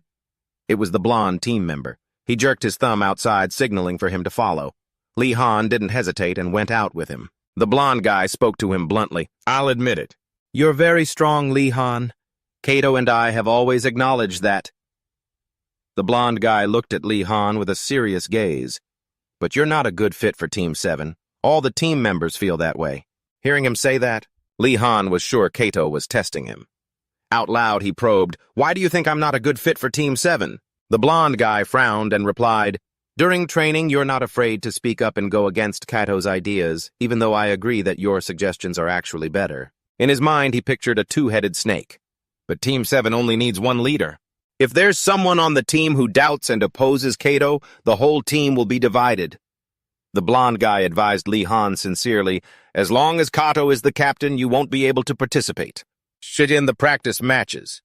You should submit a request to transfer to another team when the time is right." He closed his eyes halfway, his tone surprisingly light. "So that's how it is." After that short conversation, the two of them split up and went in opposite directions. Lee Han clenched his fists. "Now I get it. A captain needs the trust of all his team members. I've threatened his position." He lowered his head slightly, unable to stop considering it. The blonde guy's suggestion, a team transfer request. Soon it was late afternoon. Lee Han was now standing at attention in Wei Chen's office. He was holding a piece of paper in his hand. With a surprised expression, his eyes filled with disbelief as he asked, "Lee Han, is this for real?" Lee Han immediately replied in a clear voice, "Yes, sir." Receiving his confirmation, Wei Chen had to support his forehead with his hand, hesitating before he spoke. "I see. However, the Level 2 professors will have to discuss this first. It will probably take quite some time." Back in his room, Lee Han sat on his bed and thought, "Good. I needed to do this anyway, so it works out for me." He clasped his hands together, his face showing clear determination. "I can focus on training my own abilities. Since I don't have to worry about the practice matches anymore, I can use the waiting time to analyze all the team battles and create my own strategies." Suddenly, there was a knock on the door. Lee Han called out, "Come in!" The door quickly opened. Kuro smiled and called his name Lee Han. He sat down at the foot of the bed and asked curiously, "What did you talk about with the vice captain just now?" Lee Han skillfully brushed it off and changed the subject. "It was nothing much. How are your preparations for the flight board match tomorrow?" Kuro replied immediately, "I can now control 4 flight boards at the same time." Lee Han was a little surprised and asked, "Without anyone on them?" Kuro answered honestly, "No, with people on them." Hearing that Lee Han expressed his admiration, which made Kuro a little embarrassed. "Really, it seems your psychic ability is improving really fast. I think you could become one of the strongest Level 2 espers." He let out a breath and smiled encouragingly at Kuro. "Don't worry, Kuro. I'll be cheering for you." He turned to look at Lee Han with a grateful expression. "Yeah." The next morning in the assembly hall, many people were talking and discussing excitedly. "I heard there's someone really strong on Team 7, too." "Yeah, his name's Kuro or something." They were all looking forward to the upcoming match, wondering what kind of abilities he would show. As a reserve member, Lee Han wasn't participating in the battle. He also went to the hall to quietly watch over Kuro. Inside the battle room, the two teams had walked out. Kato glanced back and said to Kuro, "All right, let's go. Make sure you back us up, Kuro." He walked behind them, nodding slightly, his face tense. An announcement rang out from the large screen in the assembly hall. Team 1 versus Team 7, team competition aerial battle. Lee Han stood in the crowd watching the match without blinking. The core of aerial battles is the flight board, he thought to himself. Most dragons can fly, so we have to be able to fight in the air. Besides parachutes and grappling hooks, flight boards are also used. They're a type of automated drone that provides a foothold in mid-air. Some weaponized versions can even fire projectiles. Model. He remembered the theoretical knowledge from his aerial combat classes very clearly. Usually one person controls 2 flight boards, which can be used for movement or as weapons against opponents in this match. Most people's attention is drawn to the one with psychic abilities, and the most important position in aerial combat is the support whose role is to control a multitude of flight boards. At the same time, from the rear, in order to minimize the amount of mental energy the team needs to use. Lee Han looked at Kuro's image on the screen. That position was perfect for Kuro because he could control 4 flight boards at once. But in the arena, Kato smiled, raising his hand forward. Let's go Team 7. If we just stick to the strategy, we'll definitely win. He loudly ordered the other 3 members to charge forward. Team 1 also advanced quickly on their flight boards. Team 1 is in position. Seeing this, the blonde vice-captain of Team 7 smirked. He thought, Team 1 is slowly advancing together just as Kato predicted. Meanwhile, the 2 Team 1 members at the front nodded to each other, giving a signal. They split to the sides, dividing into 2 groups to attack from the flanks. However, right after they separated, one member's face filled with panic. Team 7's vice-captain had appeared out of nowhere in front of him, ready to strike down. The Team 1 member couldn't react in time and was knocked off his flight board. Another member of Team 1 was also hit hard in the head with a wooden sword by a Team 7 member. Blood immediately gushed from his mouth as he too fell from his flight board, still muttering in disbelief. How could... Kato, observing from the side, was extremely pleased with that last combination. Excellent, just as I planned. In the auditorium, everyone cried out in shock. What? They took out 2 people right at the start. Has Team 7 always been this strong? It's like they knew what their opponents would do next. Lee Han stood among them. He recalled his team's meeting before today's match. Kato had said seriously, your role in this strategy is crucial, Kuro. Team 1 doesn't have a skilled support. Each of them will control their own flight boards. Since you can control 4 boards at once, you'll be responsible for controlling the vice-captain's board and mine. He placed this great responsibility on Kuro's shoulders because Kuro had the ability to see the near future, allowing him to control the flight boards after observing their future movements. He answered awkwardly, okay. After hearing this, the blonde vice-captain seemed to understand, slapping his hand down and saying, I get it. Since our close combat skills are excellent, you're saying we should focus on that and take them all down right. Kato laughed and replied, exactly. Back in the present, Lee Han thought to himself, looks like Kato's strategy is working, at least for now. In the arena, the vice-captain turned to Kato with a confident smile. All right, let's move up. Kuro, standing in the back, was trembling uncontrollably. Cold sweat beaded on his face, showing how incredibly tense he was. I can't make a mistake. Everyone will lose because of me. His eyes widened as he used all his psychic power to control Kato's and the vice-captain's flight boards. Just then, the hooded member of Team 1 landed a hit on Kato. He quickly returned to the other remaining team member. Both of them were panting heavily. These damn bastards. Have they always been this strong? I can't believe it's just the 2 of us left. All 4 close combat members of Team 7 were forming a defensive line, protecting Kuro at the very back. The hooded member looked past the 4 of them, aiming for him. If we can't take down their support... His expression darkened as he raised his hand, signaling the remaining team member to proceed with the plan. Adi! The other member immediately understood and got into an attack stance. The hooded member of Team 1 charged forward, letting out a loud yell. Kato raised his sword in warning, alerting the other members. He's coming. He couldn't help but worry. Is this going to be a one-on-one fight? As the hooded member rushed forward, the other member took advantage of a blind spot and simultaneously lunged forward. That guy grabbed both Kato and the blonde vice-captain with his bare hands, then pushed his flight board towards the hooded member to let him advance. Kato and the vice-captain couldn't break free from his grip. The faces of the Team 1 members showed clear panic. Damn it, we fell into a trap! Stop that bastard! The hooded member of Team 1 easily shot past. the two remaining members of Team 7 heading straight for Kuro. Seeing him easily get by, one Team 7 member hurriedly gave chase. Seeing this, Kato yelled loudly at him, "Stop! Don't chase him, get over here. This bastard is trying to take us down with him." The Team 1 member was using all his strength to hold on to him, and the blonde vice captain's sweat pouring down his face. In the auditorium, Lee Han saw the current situation and grew extremely worried. But, no, they have to go protect Kuro. If Kuro gets separated from the team... During the pre-match meeting, Kato had specifically instructed Kuro, flight boards 4 and 8 must always stay behind you. And right now, the hooded member of Team 1 was getting very close to Kuro. He tried to regulate his breathing. Panicked, he still remembered Kato's words. Flight boards 4 and 8. He controlled the two boards, bringing them back. At the same time, he aimed them at the Team 1 member. The two flight boards shot forward, about to slam into him, but he was still determined to attack Kuro no matter what. Up ahead, the other member of Team 1 seemed to have run out of strength. He had no choice but to let go. He went into a freefall to the astonishment of the three Team 7 members. A second later, Kato realized the problem and immediately turned to look behind him. But what was happening back there? The hooded member of Team 1 had knocked out Kuro. He stood proudly looking at the members of Team 7, a smug smirk on his face, because they were no longer under Kuro's control. Kato's and the blonde vice captain's two flight boards became useless. Both of them fell. Kuro was unconscious. With only one member left on each side in the main hall, no one could have predicted the match would come to this. It's turned into a one-on-one battle. It looks like Kuro is the one controlling their flight boards, but their defense is just too weak. Like everyone else, Lee Han looked up at the big screen. He pressed his lips together, thinking, so that's how it is. Kato's strategy relies heavily on Kuro's exceptional psychic abilities.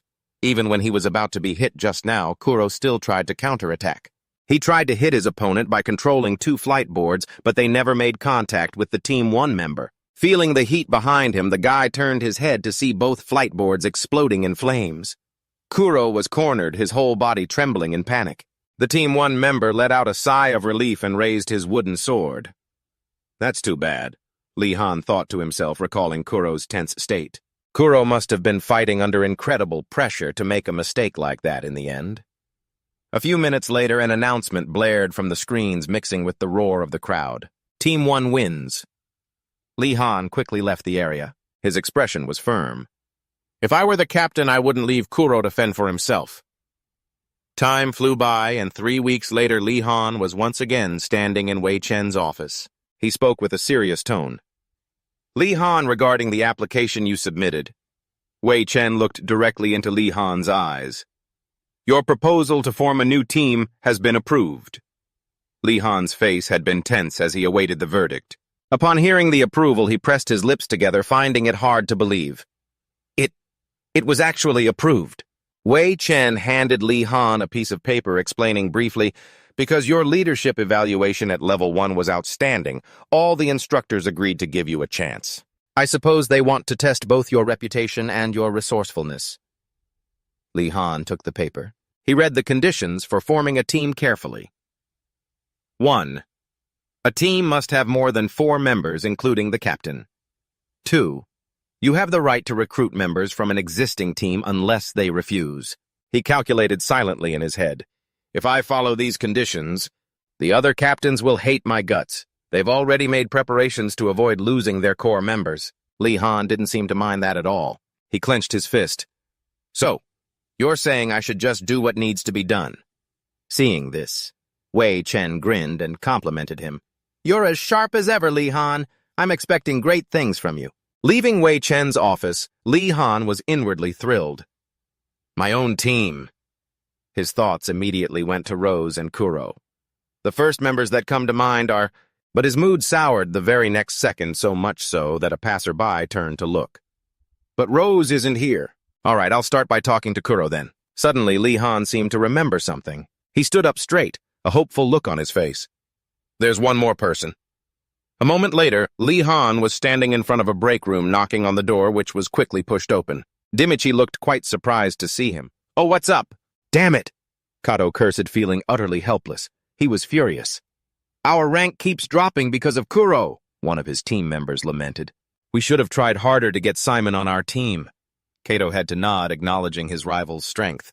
Yeah, Simon's the real deal. Both his fighting skills and his psychic abilities are top-notch. He can take on 2 or 3 people at once. Kuro can't do a single thing on his own.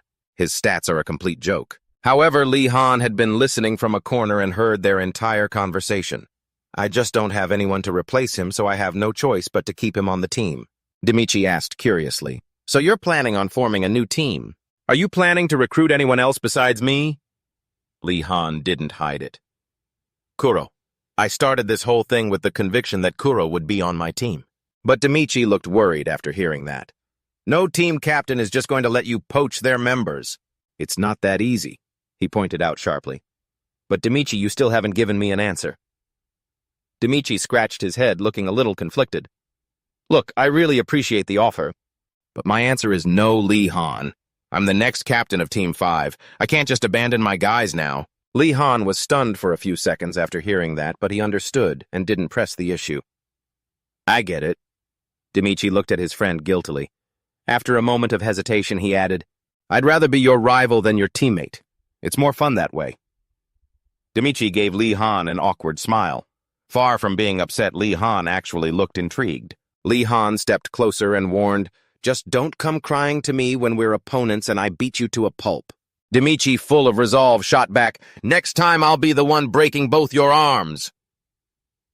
As Lee Han was walking down the hall, he could already hear the whispers. Look, it's Lee Han. He really wants to be a captain that badly. What an arrogant jerk. But he couldn't care less. Say whatever you want, he thought. When the news that I was forming a new team was announced during the final Level 2 round, all the team captains started staring at me just as I expected. Kato in particular was so furious, his face was contorted with rage. Lee Han, is this how you stab me in the back? I don't care if you leave my team or start a new one, but I will not let you have Kuro. His team members were just as fired up. But Kuro's reaction was completely different. Lee Han declared loudly, Kuro will never reach his full potential under your leadership. But Kato remained completely confident. Don't pretend you know what's best. Kuro will continue to improve and become a core member of Team 7. Are you going to ask your opponent to wait just because you're not ready? Wait. I'm sure I can bring out his full potential immediately. A commander has to win even with limited manpower. No matter who you blame, it won't change the outcome. Provoked, Kato grabs Lee Han by the collar. You bastard! No matter what you say, I'm not giving Kuro to you, Lee Han replies without a hint of fear. That's not your decision to make. It's Kuro's. Kato immediately turns and yells at Kuro. If you leave, I'll kill you. Suddenly threatened, Kuro turns pale with fear. Lee Han grabs Kato's collar back, mocking him. You really think you can do that? You're all talk. You talk so much that if you fell into water, your mouth would be the only thing that floats. Shamed into anger, he throws a painful punch at him. Lee Han, however, has no intention of stopping. Kato knows he went too far and can't help but worry. Damn it. Lee Han, undaunted, wipes the streak of blood from his face. I'll let that slide, Kato. Something like this isn't worth slowing me down. Then he bluntly turns and walks away. As he passes Kuro, Lee Han adds, I'll be waiting for you, Kuro. However, everyone else starts murmuring. What an idiot. Who would leave their team to follow a captain who hasn't even proven himself? Who knows how they'll treat him if the team ends up failing? Only Kuro is trembling uncontrollably, trying to suppress his emotions. Meanwhile, Lee Han thinks to himself, I've already asked everyone I could think of. What do I do next if things keep going like this? Lost in thought, Lee Han accidentally bumps into someone. Sorry, I was thinking. He watches the person's hurried figure and can't help but marvel, he's so fast. Wait a minute, is he even allowed to dress like that? Suddenly his watch chimes. Lee Han immediately checks it. All captains assemble in front of Building 2. Before long, everyone has gathered. Sasa formally makes an introduction. These 6 are newly promoted. They are waiting to be assigned to a team. We've decided to let the new captains choose first. Lee Han steps forward, making a resolution to himself. This is my chance. I have to recruit at least one person right now. Lee Han introduces himself. My name is Lee Han, captain of Team 13. My team is currently short on members. Everyone is welcome. Hearing this, Kato sneers, Short. You mean you don't have any right? But very quickly someone raises their hand. I volunteer. Lee Han's face lights up with joy. That person is none other than Rose. That evening at the dorm. That was lucky, Rose says with a hint of regret. It would be even better if we had one more member. Hearing this, Lee Han feels a bit awkward. Well, we are a new team. Thanks for believing in me and joining. Rose, I've always wanted to be on the same team as you, Rose replies confidently. Those guys who didn't join are fools. If they knew what you're capable of, they'd be lining up at the door. Anyway, let's try to recruit more people starting tomorrow. I'm heading back to my room. Suddenly, a knock on the door gets their attention. Lee Han opens it and is shocked. Kuro, he asks with concern, seeing the other's face. Your face is all battered and bruised. What happened? It turns out Kuro had an argument with Kato. I told Kato that I was leaving Team 7 and that bastard, he couldn't even kill me. Hearing this, Lee Han beams. Awesome. Are you sure you're the same Kuro I know? He replies cheerfully. It was nothing. Rose, now even more excited, chimes in. We're on the same team, just like on the desert island. No matter who the opponent is, I'm sure we won't lose. Just then someone else walks up. Sounds fun. Can I join? Everyone's talking about you like you're the scum of the earth. So Team 13 seems like it'll be the most fun. Rose walks over, pats Lee Han on the shoulder, and asks, Lee Han, you know him, right? He used to be in Class B. He nods in immediate confirmation. Of course. You're just the person our team needs, Newt Mayer. Newt is so excited he can barely contain himself. Please take care of me. So Team 13 is an official team now, right? Lee Han nods.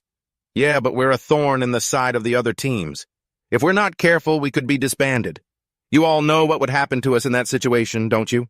Kuro and Newt both answer in unison, I'm ready for it. Me too. Right now he feels an invisible pressure, a heavy burden on his shoulders. But he has a feeling he can do this. Lee Han quickly sets a time with everyone.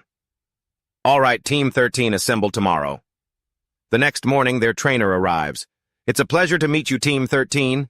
He introduces himself. I am second class head trainer Rossman, Captain Lee Han, members Rose and Newt Mayer. But when it comes to Kuro, Rossman is full of doubt. And, Kuro, is it? What happened to your face? To avoid getting in trouble, Kuro has to lie. I slipped on the stairs, sir. Hearing this, Rossman falls silent, not knowing what to say. Finally, he just sighs and warns him, be careful. While Rossman continues to negotiate with them, you all will have a grace period from the competition starting today. This period will last for about 3 weeks. After this period ends, you'll have to participate in the competitions, so get ready. The event type and your opponents will be randomly decided by the head coach, and you will find out then. Lee Han smirked, a little stunned. Is Rossman telling us not to slack off? Event type gunfight. Opponent Team 9. Team 9 has the most wins and the highest score in gunfights. Nut took off his helmet, sighing endlessly. This is suffocating. I don't like this at all. As long as we don't get shot, we'll be fine, right? Lee Han angrily walked up and smacked him on the head. Are you trying to get yourself killed? He warned repeatedly. Don't take it off. You're not allowed to do that no matter what. Nut stammered, okay. Lee Han set a goal for himself. I won't let anyone on my team die. He quickly announced the strategy. This is called Mobile Bunker. I just came up with the name, so don't laugh. The other three were stunned. Mobile Bunker. Sometime later, the two teams were assembled. Team 9 versus Team 13. Gunfight. On Team 9's side, they were all fired up. Let's finish this quickly. Lee Han's side was not to be outdone. We're definitely going to win. The signal to start appeared. Outside, everyone was roaring. This is a must-see. Don't go easy on them. Team 9 destroy those traitors. Watching the scene, Demichi couldn't help but remark, wow, they're really popular. Simon was also in a corner watching quietly. You can't win a gunfight. What are you going to do? In the match, Team 9 advanced aggressively, their footsteps light. No sign of them. I bet they're trying to hide near their starting point. Yeah, that's probably all they can do. They arrived at the location very quickly. There they are. Nut, currently hiding behind a tree trunk, was extremely tense. Damn, they're faster than I thought. Very quickly, his watch announced, opponent within 200 meters. I'm on my way to join you. The distance between the two sides was closing in fast. Lee Han couldn't help but worry. Damn it, they're coming. Rose was panting heavily at this point. They aren't giving us any time to rest, these Team 9 guys. Luckily, we've finished our preparations, but I need time to recover my strength. Lee Han was still very confident. Glute probably knows our situation by now. Instead of trying to advance on us, he'll... Just as he finished speaking, a jolt of electricity shot out. Nut on the other side was hit in the leg. He cried out in pain endlessly. A member of Team 9 quickly spotted him. "Over there." Nut could only tremble from the immense pain. "It hurts so much, damn it." He glanced at the group running toward him. Then came a volley of gunfire. No, his goal was to hit at least one of them. The Team 9 members hid behind trees and couldn't help but mock him. "Who do you think you're going to hit shooting like that?" A moment later, an exhausted Nut collapsed to the ground. It seemed in that moment that he noticed something. A spray of bullets flew towards Nut, and he quickly dodged behind a tree trunk. "According to the plan, I have to regroup with the team, but with this leg, I'll just drag them down. So it's best if I buy some more time." Meanwhile, Team 9 started to feel that something was off. Why is there only one of them? There are only 4 of them anyway. What's the point of scouting? Let's just end this with a direct fight. "I'm rushing in, cover me." On Lee Han's side, he saw that the time was right and started to make his move. "We should get started, too. Thanks to Nut, we have enough time now. I'm sure Nut is injured, but he must have decided to buy time instead of regrouping with us." Rose praised him endlessly. "Thanks to him, we've fully recovered. A moment ago, I really didn't have any strength left to fight." Kuro next to Lee Han said sheepishly, "Well, that's because we used force fields and fire to cut down the trees." It turns out they weren't idle before. They were carrying out their own plan. Lee Han led his teammates with confidence. "Now it's time to use these." Outside, the crowd was in an uproar. "Team 13 is on the move. What the hell are they doing? Are they cutting down that tree? Are they making a shield?" Both Demichi and Simon had the same thought. This kind of strategy was only possible thanks to Kuro. Without planning it, they both looked at each other. Meanwhile, on Knut's side, the fight was still raging. Just when it mattered most, his gun ran out of ammo. That only made him panic more. "Damn it, reload." Knut now has a member of Team 9 pointing a gun at him. "You're really all alone, huh?" I thought it was a trap, but it's just a stupid strategy. Outside, Demichi was also watching intently. "A member of Team 13 is down. They're holding out for a long time. Now all that's left is that wooden shield. Can they really win with that thing?" Simon didn't think so. This strategy has a weak point. I'm sure Lee Han realizes it. Right now in the match, Team 9 is completely bewildered, firing non-stop. What is that thing? They're getting closer and closer, but we can't stop them. They must have realized our weakness. Because we chose our 4 members based on shooting ability, none of us have strong enough psychic power to make that thing explode. He knew that. Team 13 has now completely overwhelmed their opponents. Damn it, hide behind this tree. We have to stall for as long as possible. I'm sure their psychic member will get tired eventually. Lee Han had already predicted that. Yeah, I'm fully aware of that weakness. But this wooden shield was just to let us get close enough for Joe to use his combustion ability. The entire nearby area soon caught fire. They watched the thick smoke billowing in a panic. A sudden fire. So much smoke. Outside, everyone was buzzing. Is that a combustion ability? Team 9 is completely covered in smoke. Is this even allowed in the match? Joe then reported, "There's enough smoke, Lee Han. Those bastards can't see a thing in front of them anymore." Lee Han was very satisfied. "Good. I'll leave the runners to you." The members of Team 9 were coughing uncontrollably when suddenly Lee Han attacked. The remaining members were still in a daze. "They took out 2 of us. Stay calm. Those guys can't see us either." However, no sooner had they said that than they were hit by bullets. Even now they were still stunned. "What?" Both Lee Han and Kuro spoke in unison. "We have eyes that see everything." Lee Han didn't stop continuing his assault. Before long, the announcement rang out. "All members of Team 9 have lost the ability to fight. Team 13 wins." Everyone cheered happily. How did they do that? Kuro threw stones to show where they were standing. And that Lee Han guy, his shooting is incredible. Demichi couldn't help but get excited. They did it! Simon couldn't believe his eyes. "Lee Han! Kuro! Those bastards!" Joe and Kuro gave Lee Han a thumbs up. Lee Han gestured back at them. From a distant corner, Rossman had observed everything. He seemed to be lost in thought. Lee Han. After winning the match, all of Team 13 celebrated together. Cheers. Because this is a special meal reserved only for the winning team. You really deserve this for all the hard work we put in. Pretty cool, huh? You even got shot. Anyone who hasn't been shot isn't allowed to join, you know. Right now, the person who helped us win is Joe. He joyfully introduced our Captain Lee Han. Please tell us how you're feeling right now. Lee Han, suddenly put on the spot, was a bit flustered.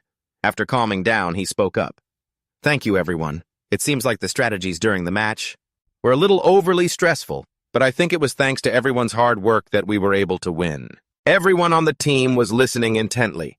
Kuro's face was filled with anticipation, and Joe was no exception. Kuro kept cheering him on. It wasn't that stressful. Those strategies were awesome. Lee Han also gave an overview of the battle situation. We were lucky because our opponents were very strong. But they were also very predictable because most of the members of Squadron 9 are highly skilled in shooting. Knut gave a thumbs up. Amazing. The ability to predict the opponent's composition, just as I expected my ability to judge others, isn't wrong at all. But a sudden pang of pain made him tremble. Joe asked with concern, Do you need to rest? Even though his forehead was covered in sweat, Knut acted like he was fine.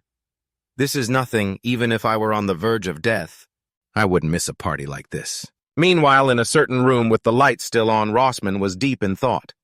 He found it incredibly hard to understand. He'd paired them against Squad 9, never expecting they could actually win. But I wanted them to lose at all costs. I have to put pressure on them before they start thinking they're special. Which team would be suitable? Squad 7?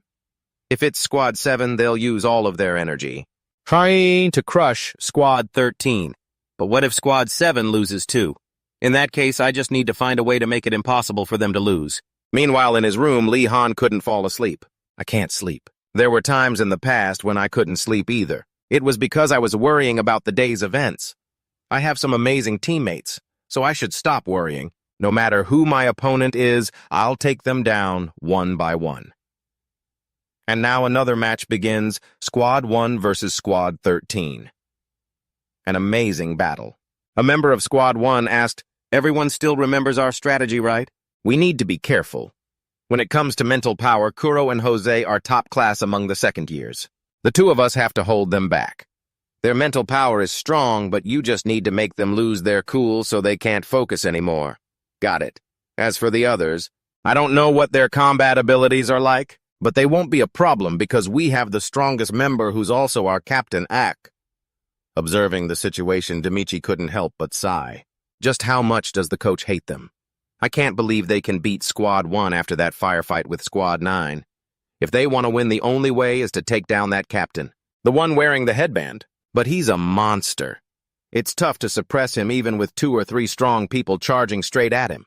With him leading the charge, they'll easily take down the long-range support and sweep through all the remaining opponents. Squad 1's specialty, the tank rushes forward. Demichi was eagerly waiting to see what strategy Lee Han would ultimately use to deal with this incredibly difficult situation. Simon next to him was a bit annoyed. Can you just watch and shut your mouth? And why are you standing so far away from me? Just then a member of Squad 1 froze. Why, is that Kuro? The Captain Ak asked. What should we do? We can't see Lee Han either. Realizing this, Lee Han advised, Don't be so tense, Kuro. Kuro was now frozen, just mumbling mechanically. Nude spoke confidently. Don't worry, we'll protect you no matter what happens. Joe also cheered him on relentlessly. Both of us will. A member of Squad 1's face darkened. Just keep going like this. No matter where that guy is hiding, he won't be able to find a weak spot in our formation. Move forward! Lee Han was still observing the battle silently. Turns out he was standing on a tree branch. Winning! It means we have to wipe out the enemy. We just need to take down their designated captain. Squad 1 was now charging forward with fierce determination, but Squad 13 was not to be outdone. A member of Squad 1 saw Joe launch an attack and was bewildered. No way. Joe's eyes flashed. He was agile enough to dodge the opponent's attack. Meanwhile, Nude was facing his opponent head-on. High above, Lee Han silently observed the state of the battle. He immediately winked, giving a signal. Good, almost there. Are you ready, Kuro? Kuro nodded confidently. There's nothing to worry about. We've practiced more than enough. After receiving the signal, Lee Han leaped down. At that moment, the Captain Ak also appeared. His presence was so overwhelming that even Nude and Joe felt a little intimidated when facing him. Captain Ak alone was able to easily lift both of them up. A member of Squad 1 saw this and was very pleased. Great, we have this under control.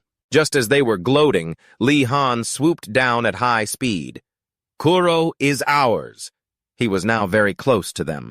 Two members of Squad 1 took the opportunity to attack Kuro together. Victory is ours. But Kuro's gaze remained steady, looking upward. A member of Squad 1 started to feel suspicious. This guy. Where is he looking? But before they could figure it out, a powerful surge of energy appeared behind them. Both of them immediately turned around to see what was happening. The entire area was enveloped by a thick cloud of white dust.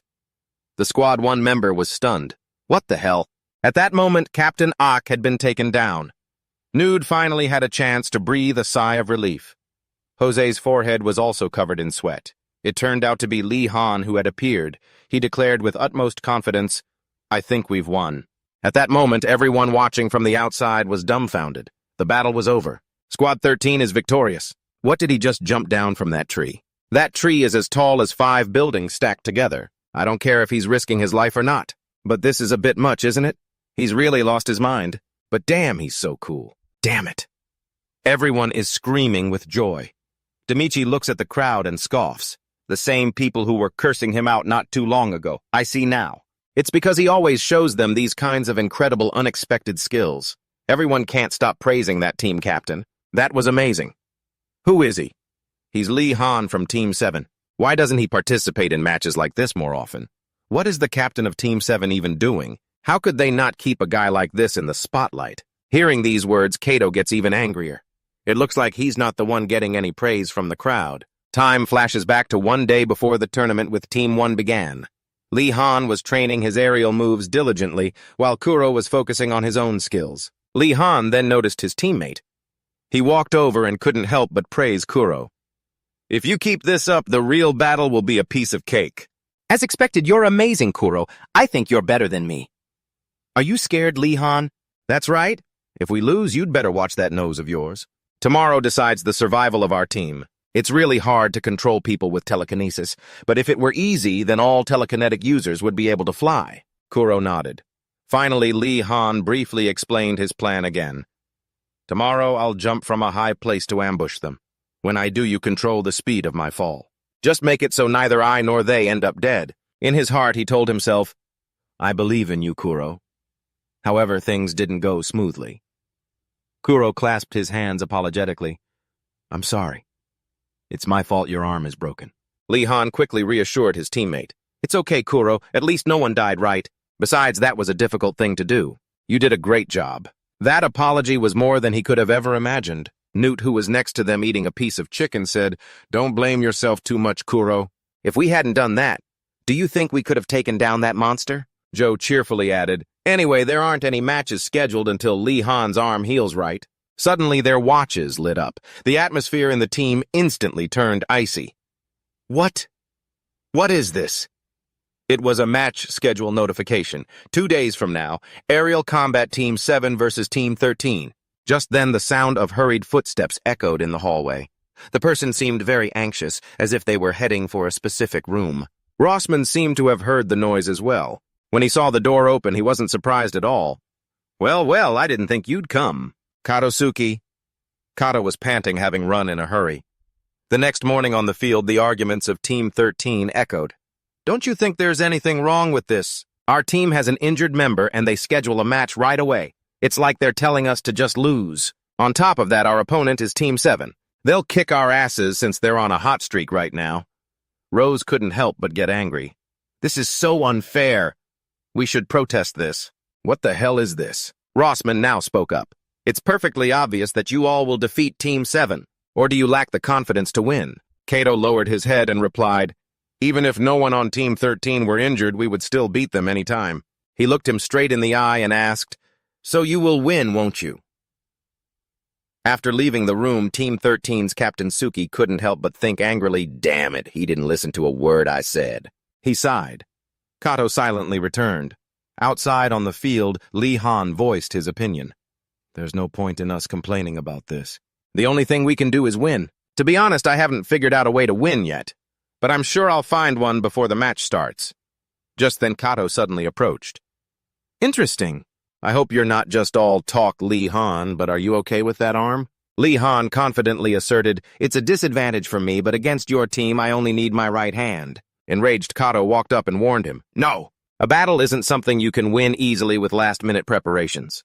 If you're too nice, you'll find it hard to win. You know that, and yet you answer back without any fear. I'll prepare a special strategy just for you. If you're not serious, we will make you suffer. But shh!" He was so embarrassed he got furious, pointing straight at me and yelling, "I'll kill you, Han! You and Kuro, too!" Lee Han just growled as if warning Kato. He was so angry his face looked like it was about to twist out of shape. Lee Han reminded him coldly, "If you've never killed someone before, then don't you dare threaten us like that." And with that, Kato left in a rage. "Okay then, just you watch," Jose yelled at his retreating back. What a bastard. Lee Han was also on guard. "He's no pushover. Now let's head to the training room." Just like that, the group moved to the training room.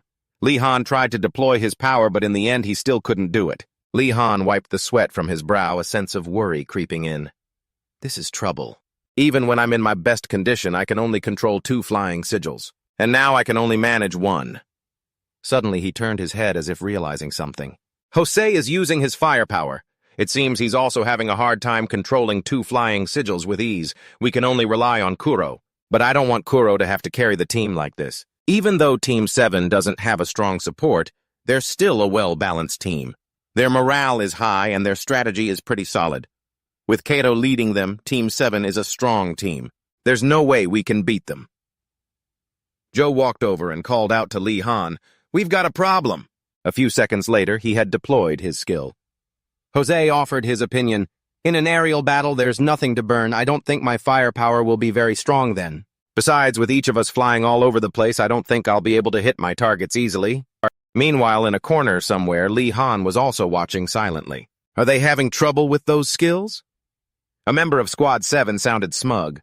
"I don't think we need to worry about a thing, Kato." Kato nodded in satisfaction as well. "Of course. It's our winning strategy. There's no reason for us to lose. Victory is 100% ours right now." Everyone watching on the monitors couldn't help but be surprised. Why is Squad 13 still competing? Isn't Lee Han injured? They don't even have any air combat experience. Squad 7 versus Squad 13, match day. Demichi stroked his chin deep in thought. It's almost like they were set up to lose. That teacher is such a bad person. Instructor Rossman. Simon was also quiet, lost in thought. This time, the 2 of them were standing near each other again. Simon turned around annoyed. "What are you doing?" Demichi avoided his gaze, not daring to look. "Well, you told me to stand next to you." He was losing his patience. "You're getting on my nerves." Rossman tries to adjust every team's win rate to around 50%. The matches and the conflicts between the squads are decided based on his analyses. Even for him, it'll be difficult to win this one. Lee Han. By now, all of Squad 7 had assembled. Squad 13 had done the same. Kato was now brimming with a destructive aura. "Come on, let's annihilate them. Show them what we're made of." Just then, Lee Han checked in. "How you doing?" "Joe," he answered confidently. "Feeling great. I'm going to burn everything to the ground, so don't you worry." Lee Han nodded, full of confidence. "I'm counting on you to shine because you're the core of this strategy." And with that, the announcement rang out. "Begin each squad, launch your flying boards." In an instant, a fleet of flying discs appeared. Everyone watching on the monitors was horrified. "What's with the number of discs from Squad 13? Are they insane?" Kato couldn't help but tremble. 16. He couldn't believe his eyes. No way. Normally, the number of flying discs a second year can control is about 4 for each support member, and 2 for the others. There are 2 people who couldn't even control 2 discs. That was 2 days ago, but now they have 16. Even if each of them controlled 2 discs, that still leaves 10 extras. There's no way Kuro can control 10 of them. A teammate beside him prompted him. "Kato, give us the order. Hurry." Over on his side, Lee Han had already sensed their confusion. "Looks like you're flustered, aren't you, Kato? I'll show you soon enough." The number of discs Squad 13 deployed stunned everyone. 16. Just then, Squad 7 started to panic. "Wait a minute. Is that even possible?" Kato quickly snapped at his teammates. "There's no need to freak out. Just stick to the plan. We'll take them down one by one." Meanwhile, on Squad 13's side, Newt and Joe had both stepped onto their flying discs. Lee Han began to use his ability as well. We didn't take a single break while training our psychokinesis, even though my own psychic power is about average, but I've learned how to focus that power where I want it. If I use it right, I can not only control objects, but I can also make them fly faster. Lee Han used all his strength to control the flying discs. One disc shot perfectly toward Squad 7. Kato couldn't help but be on guard. You're insane. Are you planning on using all those boards as projectiles? It may be fast, but unless it's coming straight for me, I can easily dodge it. However, back when they were training, Joe had brought something up. Since there are no flammable materials in aerial combat, I didn't think my combustion ability would be useful, and this was the moment to prove that wrong. Joe, when we're fighting in the air, I thought of something we can burn. Just then, a massive flame erupted right where Squad 7 was. Is that? That was followed by a deafening explosion. Both Demichi and Simon were stunned. Everyone was in an uproar. What the hell was that? Did they just blow up a flying board? How much does one of those things cost? That's more than an instructor's monthly salary. They all roared in unison. Who cares? Let's blow them all up. Lee Han continued to repeat the motion. Joe readied his ability as well. And just like that, Lee Han threw the flying board forward with all his might. Joe timed it perfectly, igniting it. Another explosion erupted. The members of Squad 7 who couldn't dodge in time were sent flying. Kato roared in anger. Damn it! Stop them. They're blowing up all of their boards. A team member hesitated. But if we get any closer, we'll get caught in the blast. Just then a figure came running frantically from the sidelines. Rossman was in a panic, shouting, "Stop it right now!" Kato, who seemed to have lost his mind, just kept screaming amidst the explosions. Lee Han. Rossman's face darkened. The atmosphere suddenly turned ice cold. Lee Han couldn't help but feel tense. He called me up here, just to stare at me for 10 minutes straight. Dealing with Sergeant Red is way easier. By now he would have already let loose a whole tirade of curses at me. Rossman put a hand to his forehead, looking troubled. This is very awkward to bring up. But Lee Han didn't dare react, listening in silence. Rossman got straight to the point. Do you have any idea how much a single one of those flying boards costs? Lee Han didn't hesitate to admit it. I know they're very expensive, Rossman added. If you weren't a member of the Corps, you couldn't pay that debt off in your entire lifetime. This is totally unfair, sir. Didn't you call me here to talk about my strategy? Rossman was at a loss for words. He held his head in frustration. Basically, it doesn't break any rules, but can't you see how controversial this is going to be? Some coaches might praise you for coming up with a creative strategy to get around the rules, but I'm not one of them. The next time you plan on doing something like this, make sure you let me know beforehand. Lee Han obediently complied. Understood. Sir, can I ask you one more thing? Rossman replied quickly. Go ahead. Lee Han spoke with determination. If we were fighting dragons, this strategy wouldn't be controversial and you wouldn't be asking me how much the hoverboard costs. We have to win no matter what it takes. Isn't that the purpose of this training? Hearing this, Rossman wasn't angry at all. Instead, he burst out laughing. Ha ha, you've got me figured out! You talk just like someone I know. That's a good attitude, Lee Han. I'm looking forward to your future matches. You may go now. Just as Captain Lee Han stepped out the door, he ran into Kato, who looked furious. Flashing back to the match, a fired-up Kato charged at Lee Han. The hoverboard shot out from Lee Han's side, but Kato charged forward without a moment's hesitation. And just like that, another explosion erupted. Lee Han saw his opponent approaching, but he wasn't afraid in the slightest. Kato was shocked when he suddenly grabbed him by the waist. This bastard! He wants to fall with me, he said with a scornful voice. Even if you win with that cowardly strategy, no one will praise you for it. But Lee Han's attitude was completely indifferent. That's for others to decide. Did you just wait here to say that to me? Suddenly exposed, Kato was a bit embarrassed. I was just passing by. Who would want to wait for a bastard like you? He then declared, I will definitely crush you by then. So don't you dare lose to anyone else. Lee Han simply walked away quietly. All right. Soon he returned to the room where everyone was waiting. Welcome back, Captain. Lee Han raised a hand in greeting. Kuro cheerfully announced, They've declared us the winners. Joe finally let out a sigh of relief. I was worried it was against the rules. Newt added with a sigh, It wasn't, but it must have been a close call. Joe suddenly looked at his watch. Kuro asked worriedly, What's wrong, Joe? He then voiced his concern. Doesn't it always happen when we're celebrating? This thing, right on cue, of course. However, when everyone received the notification, their faces turned pale. Match schedule. In 7 days, capture the flag Squad 5 versus Squad 13 following a direct declaration of war. They're pitting us against the strongest team in that event. That's Rossman for you. It's just one thing after another. Demichi was still training hard on the field. So refreshing. It's so hot I need to take a shower right now. Just then someone approached. It was the former captain of Squad 5. Demichi suddenly called out to him. Huh. Wait, Captain. I mean former captain, since I'm the captain now.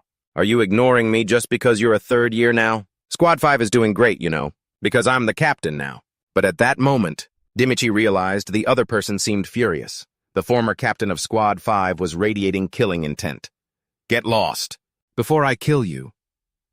Demichi was utterly confused. What's wrong with you? What happened? No, tell me the details after we fight.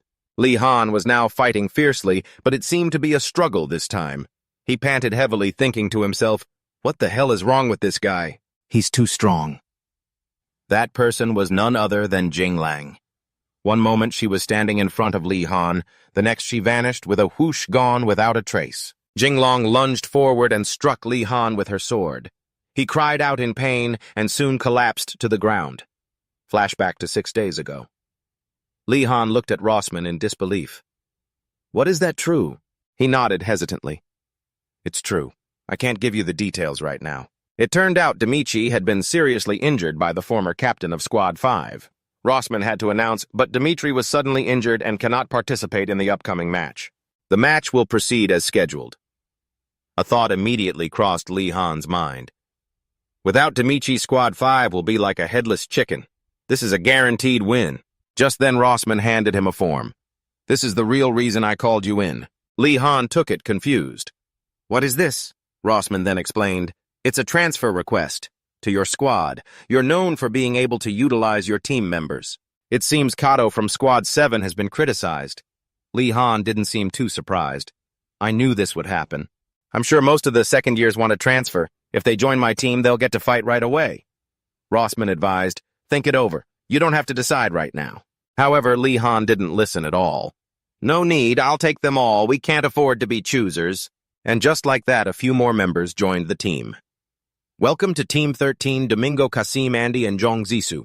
We'll start preparing for tomorrow's match. Meanwhile, I will observe your special abilities and assign roles. Any objections? Suddenly, at that moment, someone called out, Team Captain Lee Han. As soon as Lee Han heard it, he immediately thought it was a Korean. He quickly asked the other person, What do you want to say, Dong Jiro? Jiro spoke hesitantly. No, I just wanted to ask you to look after me since I'm a fellow Korean. Lee Han solemnly announced, In ARC, nationality doesn't matter. If you want to be looked after, prove yourself first. He said embarrassedly, Got it. Make sure you treat me well. Lee Han coldly turned and walked away. Let's dismiss for today. Jiro couldn't help but feel a little resentful. This bastard is so damn rigid. Saibo. Andy asked curiously, What does Sibo mean? Kasim quickly answered, I know it's a curse word in Korean. I heard it while watching Korean dramas. Time quickly passed. 1 hour before Team 5 versus Team 13 in Capture the Flag. Everyone was buzzing with confusion. What's going on? Why are they closing the dome? Are they trying to create a nighttime environment? Rose looked at the situation before her and couldn't help but get angry. They want to make us lose at any cost. How cheap. Lee Han calmly advised, Don't get too worked up. The opponent is in the same environment as us. Let your eyes adjust to the darkness. She obediently followed his advice. Okay. By now, the small teams had been clearly divided. Lee Han assigned roles once more. Newt's team will lead, and Joe's team will provide support. I will attack from the flank. Team 5 without Demichi will be the weakest opponent we've ever faced, but don't let your guard down. Do your best to win. Very quickly, it was 10 minutes before the match. Lee Han was still directing the team smoothly. Lead team, go in. All right, support team, move in. We're going in too. The match progressed. 5 minutes before the end, everything was still going very smoothly. Good, we're almost there. Lee Han asked to confirm the situation. Is Team 5 completely eliminated yet? Newt observed for a moment, then reported, Not yet, over by the flag. He pointed to the other side to show them. Indeed, there was still one person there. It was none other than Silence. Jiro was stunned. He's the only one who survived. He just stood there and watched while his teammates were beaten. However, Silence simply walked over and took out 4 members of Team 13 in one go. Lee Han couldn't believe the scene before him. What the Kuro pushed him and warned, "Watch out," just like that he was sent flying. Lee Han could only stand there and watch his teammates get taken down. At that moment, he realized the opponent's skill. A damn teleportation ability. I don't even have time to be surprised. Lee Han immediately raised his sword, readying himself. Jiro beside him couldn't help but get angry. We can't even get close to him. He rashly charged in to fight. Jiro, now very confident, swung his sword. However, Silence just lightly leaped up high to dodge. Jiro missed, making him even angrier. Shit! But while he was distracted, he was taken down by a kick from Silence. Soon, Jiro was lying still on the ground. The people outside couldn't help but buzz. Is Team 13 completely wiped out? But who's that kid with the bone mask? That bastard! Isn't that the rumored Silence? Silence, Silence, Silence. Is it really Silence? Simon was also very confused. Silence. If it's that Silence, then. During training, his central nervous system was damaged and he lost the ability to speak. But after that accident, his combat ability developed at an abnormally fast rate and he became an experimental subject. That grade 3 guy, a grade 3, is that strong. Letting a grade 3 participate in a grade 2 match, isn't that against the rules? At this moment, Lee Han was trembling uncontrollably. Hearing the sound, Silence quickly turned around. He was trying his best to get up. Lee Han didn't hesitate to face him directly. I don't know who you are, but I have no intention of losing Mr. Bone Mask. The hand Lee Han was holding his sword with also began to emit energy. His 2 eyes turned ocean blue. Lee Han's condition was gradually recovering. Silence isn't worried in the slightest. She's ready to take them on. The 2 of them were prepared for battle. Simon, watching the scene on the monitor, couldn't help but get angry. So that bastard was just keeping quiet all this time. She's on a completely different level from the other level 2s. Given the current situation, there's no way to win. So what are you going to do? Lee Han couldn't help but worry. If I can't block her next attack, it's all over. But I'm not going down that easily. Okay, let's analyze what just happened. She can move about 15 meters in an instant. Considering the energy it must cost for such a big move, it's plausible she could move like that. Twice in a row. The objective is to capture the flag, not to defeat that bastard. If I can just stall her for a moment, I can win. And this is my chance to stop her. At that moment, Silence began to advance while Lee Han was silently calculating his strategy. That's it. When she uses her ability, the space around her starts to blur. The space in front of Lee Han suddenly went empty. He counted silently in his head. 1, 2. On the final beat, Lee Han dropped easily, dodging. 3. Silence was caught by surprise. Lee Han seized the opportunity and immediately launched a counterattack. By the time she realized what was happening, it was too late. Just like that, Silence took the full force of Lee Han's punch. But even he hadn't expected his opponent to be able to dodge. Lee Han was utterly stunned. In the blink of an eye, Silence had turned defeat into victory. She pinned Lee Han under her foot, preparing to stab him with her sword. Silence was a little confused. At this moment, Lee Han had clearly been defeated. But he was wearing a cryptic smile. Turns out a sword had appeared above Silence's head without her noticing. A second later, it plunged straight toward her. Silence froze. Her mind went fuzzy, but Silence quickly recovered. However, in that moment, Lee Han had already snatched the flag. You recovered in just 3 seconds. That's incredible. But that was all the time I needed to take the flag. This is our victory. Meanwhile, from the skull masks, while everyone else was stunned, one person was seething with rage. Unbelievable. Lee Han. He actually beat a level 3. I should have joined Team 13. Simon's face darkened as he stared at the screen, grinding his teeth in fury. Sometime later, Kuro brought a piece of food over. Here, kitty. A small kitten obediently trotted over. Kuro gently stroked its head. Good kitty. You're a good eater, aren't you? There used to be a cat just like you near the old orphanage. I used to have no friends. I wasn't good at anything, and I looked different. But now, I have my own talent. And I have friends now, too. Jiro, who was nearby, sneered to himself. Geez, this freak is talking to a cat. What a pathetic loser. And your rank is obviously lower than mine. He called out loudly, Hey, Kuro, what are you doing here? Kuro spun around, startled. Jiro, since when were you— Jiro got straight to the point. I think we need to discuss a few things over the break. Kuro was confused. Discuss. Jiro made his ambition clear. As you know, our team doesn't have a vice captain right now, does it? I think I should nominate myself for the position, and I think it'd be best if you supported me. Seeing the kitten approach him, Jiro grew angry. You damn stray, you'll get my clothes dirty. Without a second thought, he kicked it away. I'm in the middle of an important discussion. Why don't you get lost? Kuro watched in horror. Jiro nonchalantly continued, So anyway. But Kuro was no longer in the mood to listen. Get out of the way. The atmosphere suddenly grew tense. Kuro's entire body was enveloped in a powerful aura. Jiro stared, bewildered. What the hell is going on? Even the nearby trash can began to shake violently, and in moments it was crushed into a small metal ball. Jiro stared in astonishment as Kuro roared with rage. Don't you ever do anything like that? Ever again, terrified Jiro stammered, nodding. Okay, I get it. At that moment, Kuro's kitten bolted off. It happened to pass by Demichi's hospital room. He directly asked Lee Han, You probably didn't come all this way just for a social visit, did you? So what brings you here? Understanding his point, he just stared at the other man for a moment before Lee Han spoke his mind. I can only offer a guess, because it seems like Ak is still hiding a secret. But now that I see you, everything has become clear. The person who did this to you was a level 3, right? Demichi sighed wearily. No, it was my former team leader. Level 3 is truly a completely different league.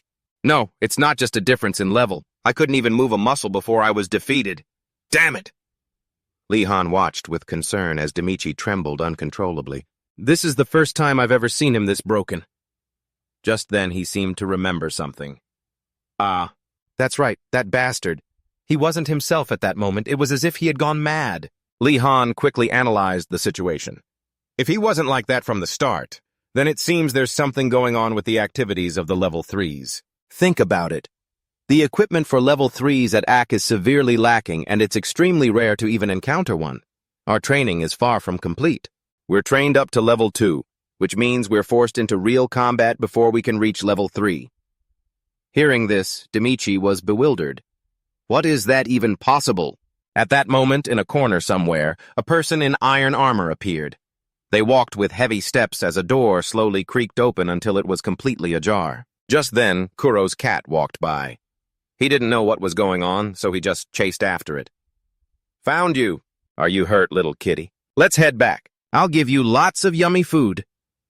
When Kuro realized someone else was there, he jumped in surprise. The person slowly walked up and questioned him. Who are you? After hearing the person speak, Kuro felt a little suspicious. That voice is... After the mask was removed, he couldn't help but be shocked. Kuro's voice trembled.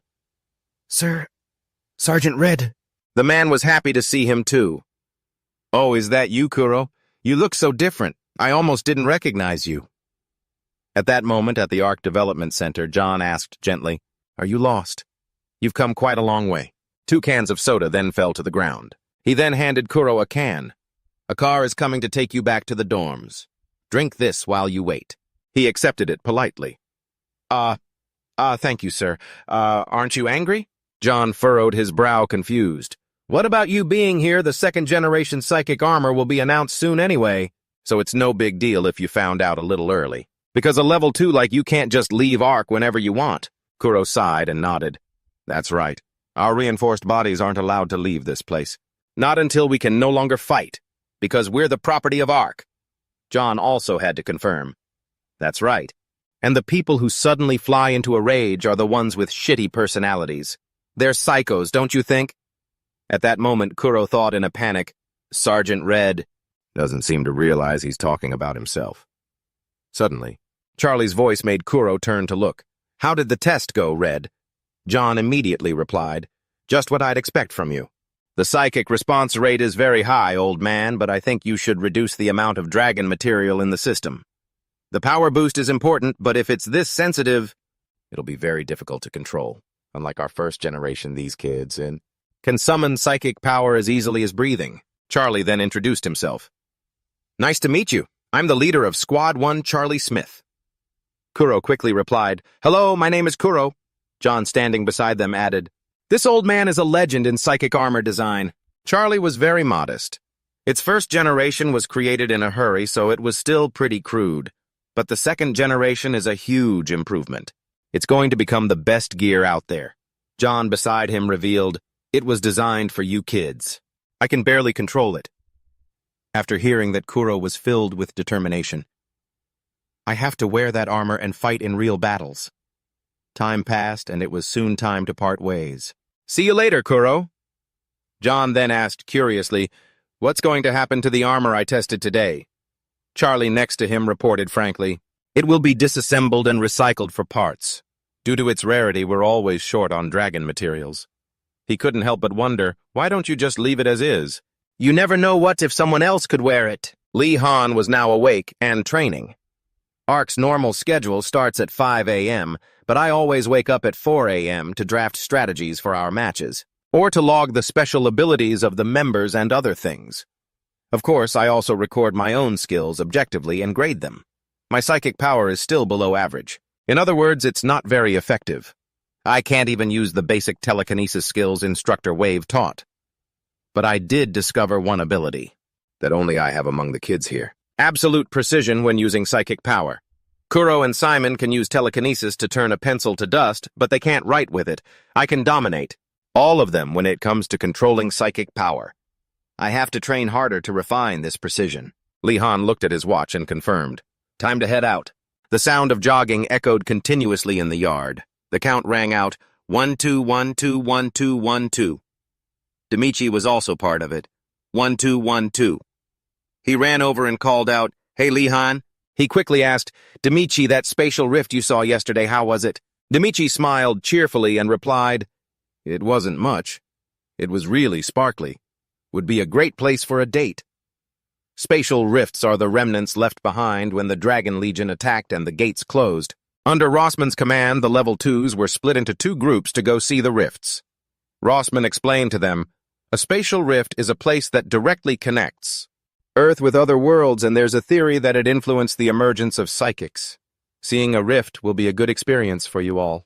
There's no danger, so don't worry. It formed over 15 years ago, but there hasn't been any activity from it since then." Lee Han asked further, "I heard psychics get a strange feeling when they get close to it. Is that true?" Demichi didn't reveal too much. "You might get a little dizzy, but it's hard to explain. You're going to see it today, so just feel it for yourself." "All right, let's give it our all." Right now at the training grounds, after a long, tiring period, Lee Han announced the schedule. "We'll gather at the helipad at 10 a.m. After eating and showering, you guys can enjoy your free time." Rose, though exhausted, couldn't hide her excitement. "This feels just like a field trip." Very quickly, they were all dismissed. Jon approached Lee Han to start a conversation.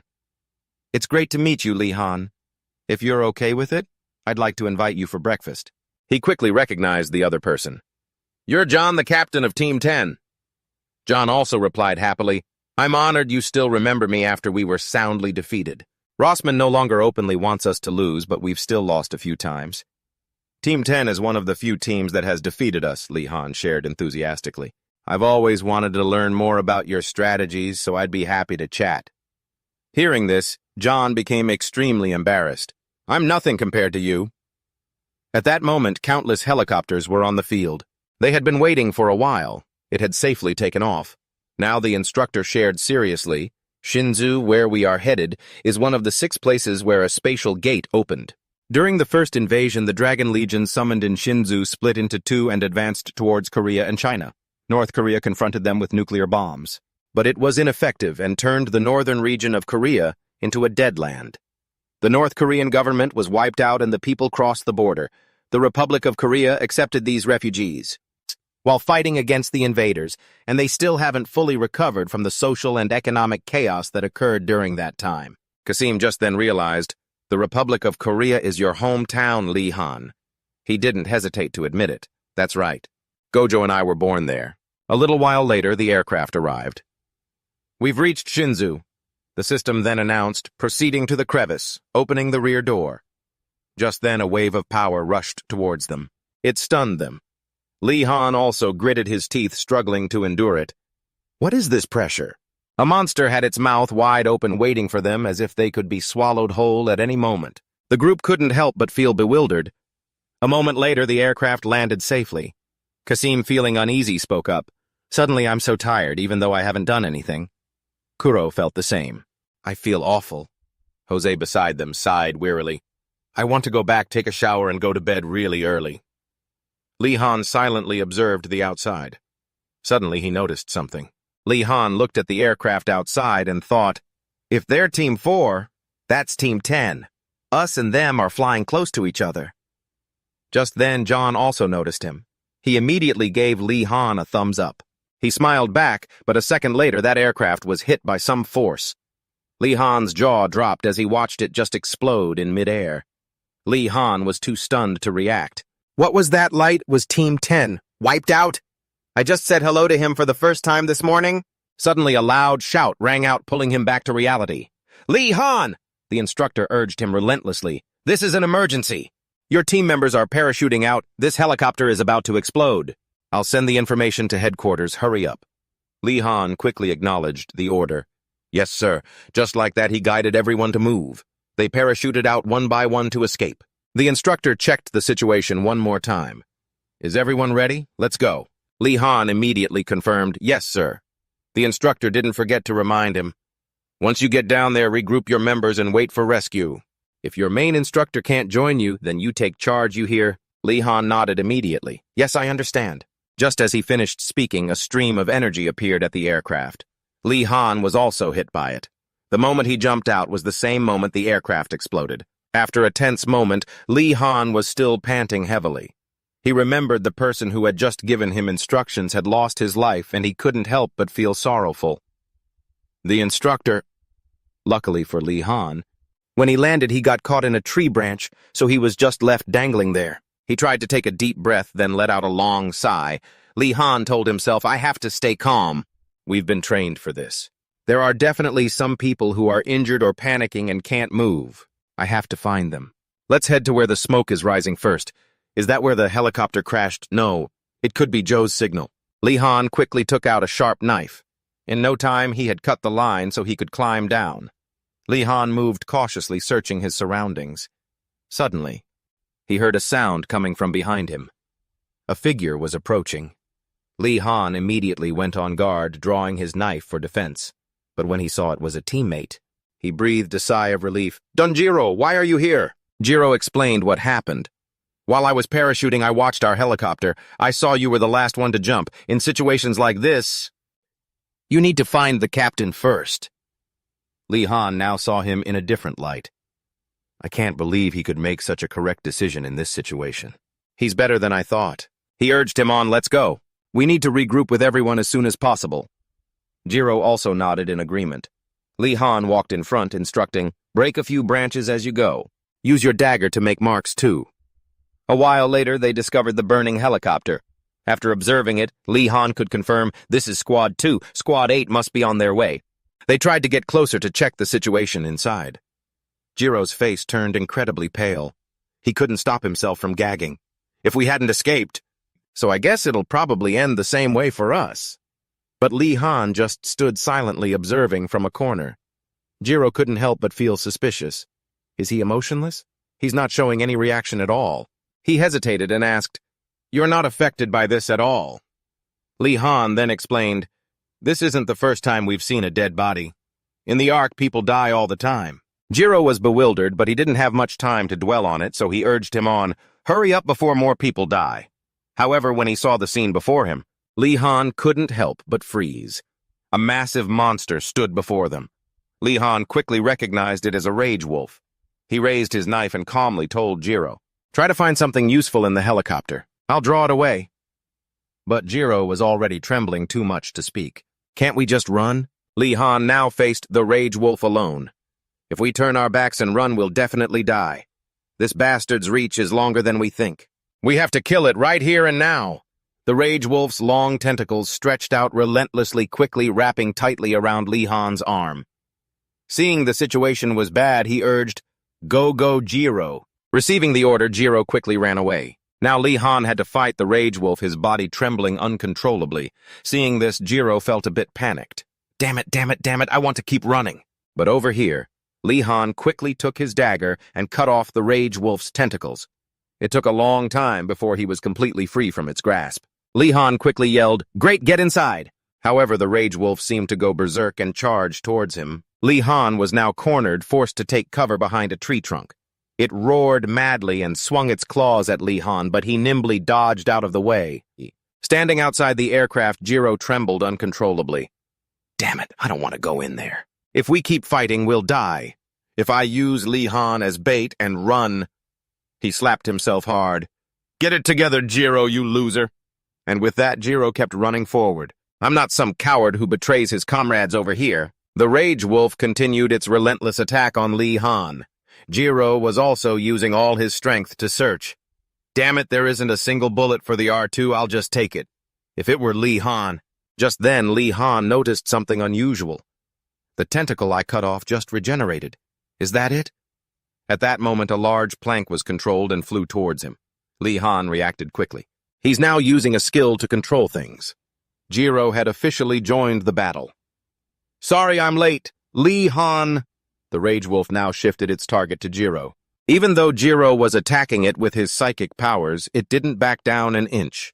Jiro told himself, if it were you, I'm sure you would be watching my actions and reacting appropriately, because you're so smart. A spear was launched, but it completely missed the rage wolf. Now Jiro was facing it all alone. Lee Han quickly noticed the spear.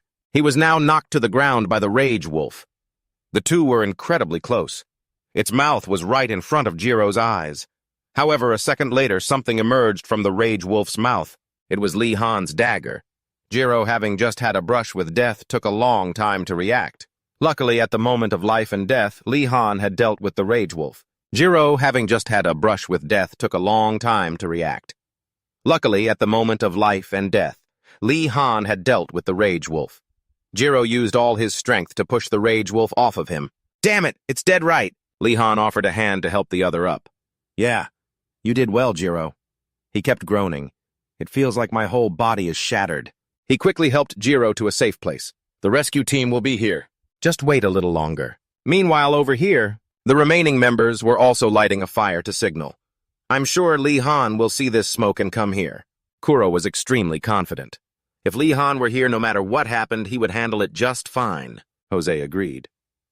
Yeah, he always makes sound decisions. Just then, a member from another team sighed. I see Team 13 really trusts their captain. But after seeing his combat abilities, I get it. I understand why they trust him so much. Hearing a sound, Kuro immediately turned around. Lee Han? But he was mistaken. Oh, you're not. You're Team 9, right? Then Newt looked at them and asked with confusion. There are 6 of you here. Did your helicopter crash too? A member shook his head and said, No, we were ambushed. Our guide and our captain were both killed. Hearing this, Newt couldn't help but feel terrified. Joe didn't seem to be doing well either. Kuro was so shocked his face turned pale. Are we the only ones who were lucky enough to survive? Just then 2 figures approached. Did you guys encounter a rage wolf? They turned around joyfully and confirmed, Lee Han Jiro. Lee Han explained to them, there are 3 types of monster tribes. They control rage wolves as if they were their hunting dogs. The other team members couldn't help but worry. What do we do? We don't have any weapons or gear. Are we just going to die helplessly like this? Lee Han shouted, Focus on me, I have a plan. So please, everyone, lend me your strength. Even if the rescue team is on its way, it will take them at least 5 hours. We have to build a fortress to hold out. Until then, 2 hours later, everything was ready. A normal person couldn't have done anything without weapons, but because we're psychers, anything is possible. An argument began to break out. Is it really okay to have it this bright? After all, dire wolves have a highly developed sense of smell and night vision. Now we just have to wait. Gnut, after much hesitation, finally asked Lee Han, Since it's just the 2 of us now, I have to ask, even if the rescue team gets here, what if the signal is lost again? Will they even know what the situation is like here? Lee Han replied very calmly. Right now, we need to survive first. Let's just think about how to execute our strategy effectively. Beside him, Gnut glanced at him. Just as I thought, he knows everything. Is this battle really that hopeless? Right now, all those ambitions and competitions? They all seem like a joke. Suddenly, a loud noise rang out. Gnut and Lee Han were instantly on alert. Kuro and the others were no exception. Even the others raised their weapons. As soon as Lee Han gave the order, Kuro activated his psychic powers. In an instant, The entire area was enveloped in a layer of energy, surprising the others. Is that Kuro kid that strong? Since when? Lee Han quickly reported, a beast is approaching from the 6 o'clock direction. Spear team, focus your attack on the target charge. Everyone got into position. Launch them with as much fierce energy as you can. Don't think of this as an act of protecting something, because that will just slow the spear's flight speed, Lee Han roared. Throw! Gnut also focused all his strength. The dire wolf was quickly pierced by their spears, but its violent thrashing sent Gnut flying into the distance. Lee Han called out in worry, Gnut! He was shaking in pain, but still reassured them, don't worry. The dire wolf, now enraged, howled as its claws emerged, but a second later it fell into the trap they had set earlier. Lee Han shouted, Kuro, next position! Kuro immediately used his ability to sense. 12 o'clock direction, there are 2 beasts. Lee Han immediately implemented his plan. Joe, light the fire barrier. The dire wolves instantly recoiled in fear. Lee Han also noticed something unusual. They've stopped. Start taking out the ones that are tangled up first. The dire wolf charged towards them at high speed. It advanced so quickly that the spears passed right through its body. The dire wolf's howls echoed through the area. When only one was left, Lee Han quickly gave the order to the spear team. However, this dire wolf was smarter, and their plan didn't go as expected.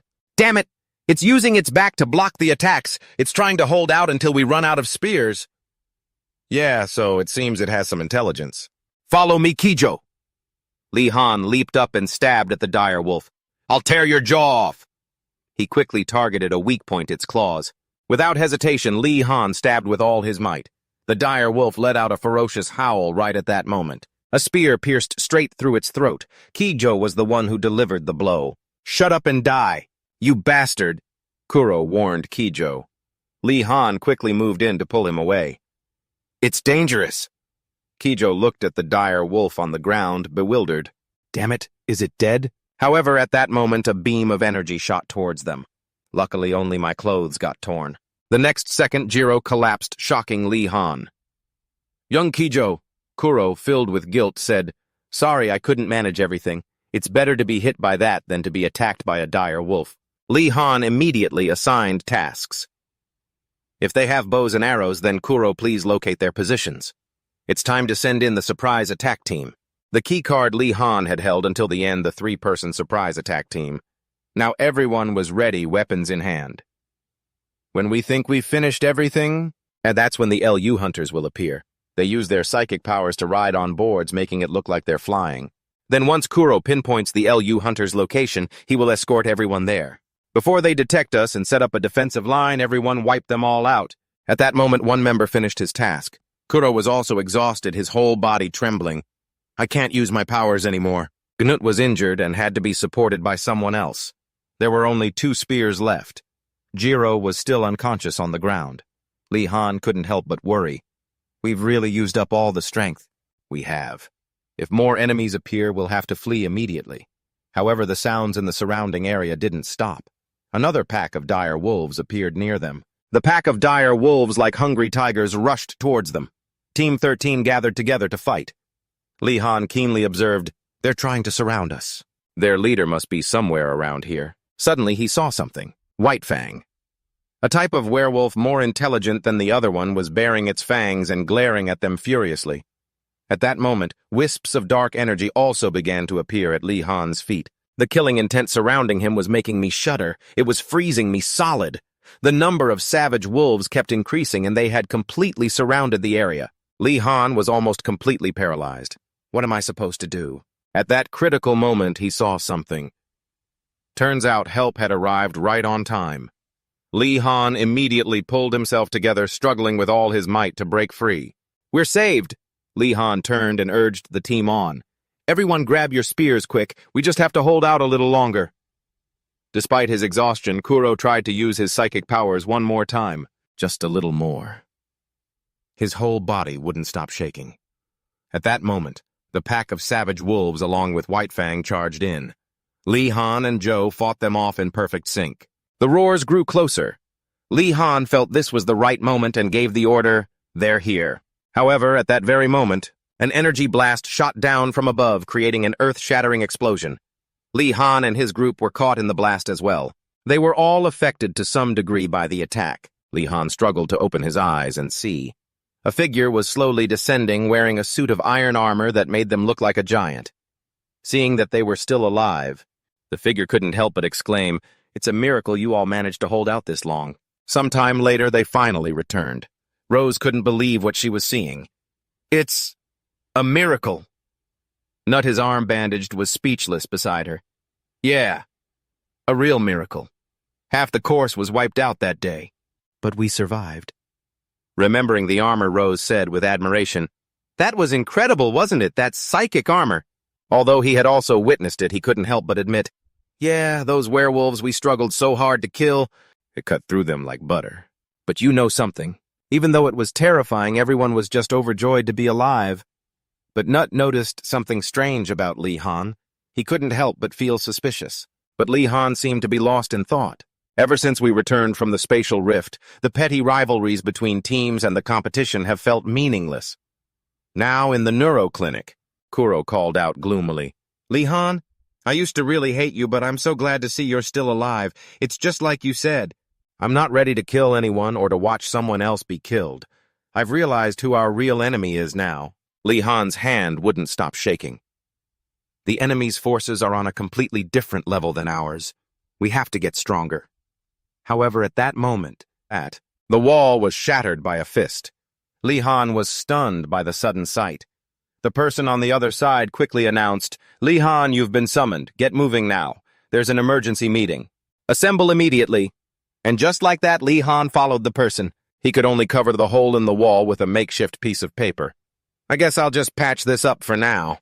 But why would someone punch through a wall like that? It turned out the person leading Lee Han was Silence. This guy is insane. After a long while, he hesitantly asked, "May I ask who called for the meeting?" However, she remained silent. Silence looked down, tapping something on her watch. "Sergeant Red, stop bothering me." Then she bluntly gave Lee Han the middle finger. He was completely stunned by this. "All right, then. Does she hate me because of our last match?" Soon they arrived. It was a vast room. John quickly responded when his name was called. "Sir, you called for me." Sergeant Red was sitting there along with another person. Lee Han was surprised to see that person. "Deo, Simon," John called out impatiently. "Don't just stand there gawking like a lost dog. Sit down.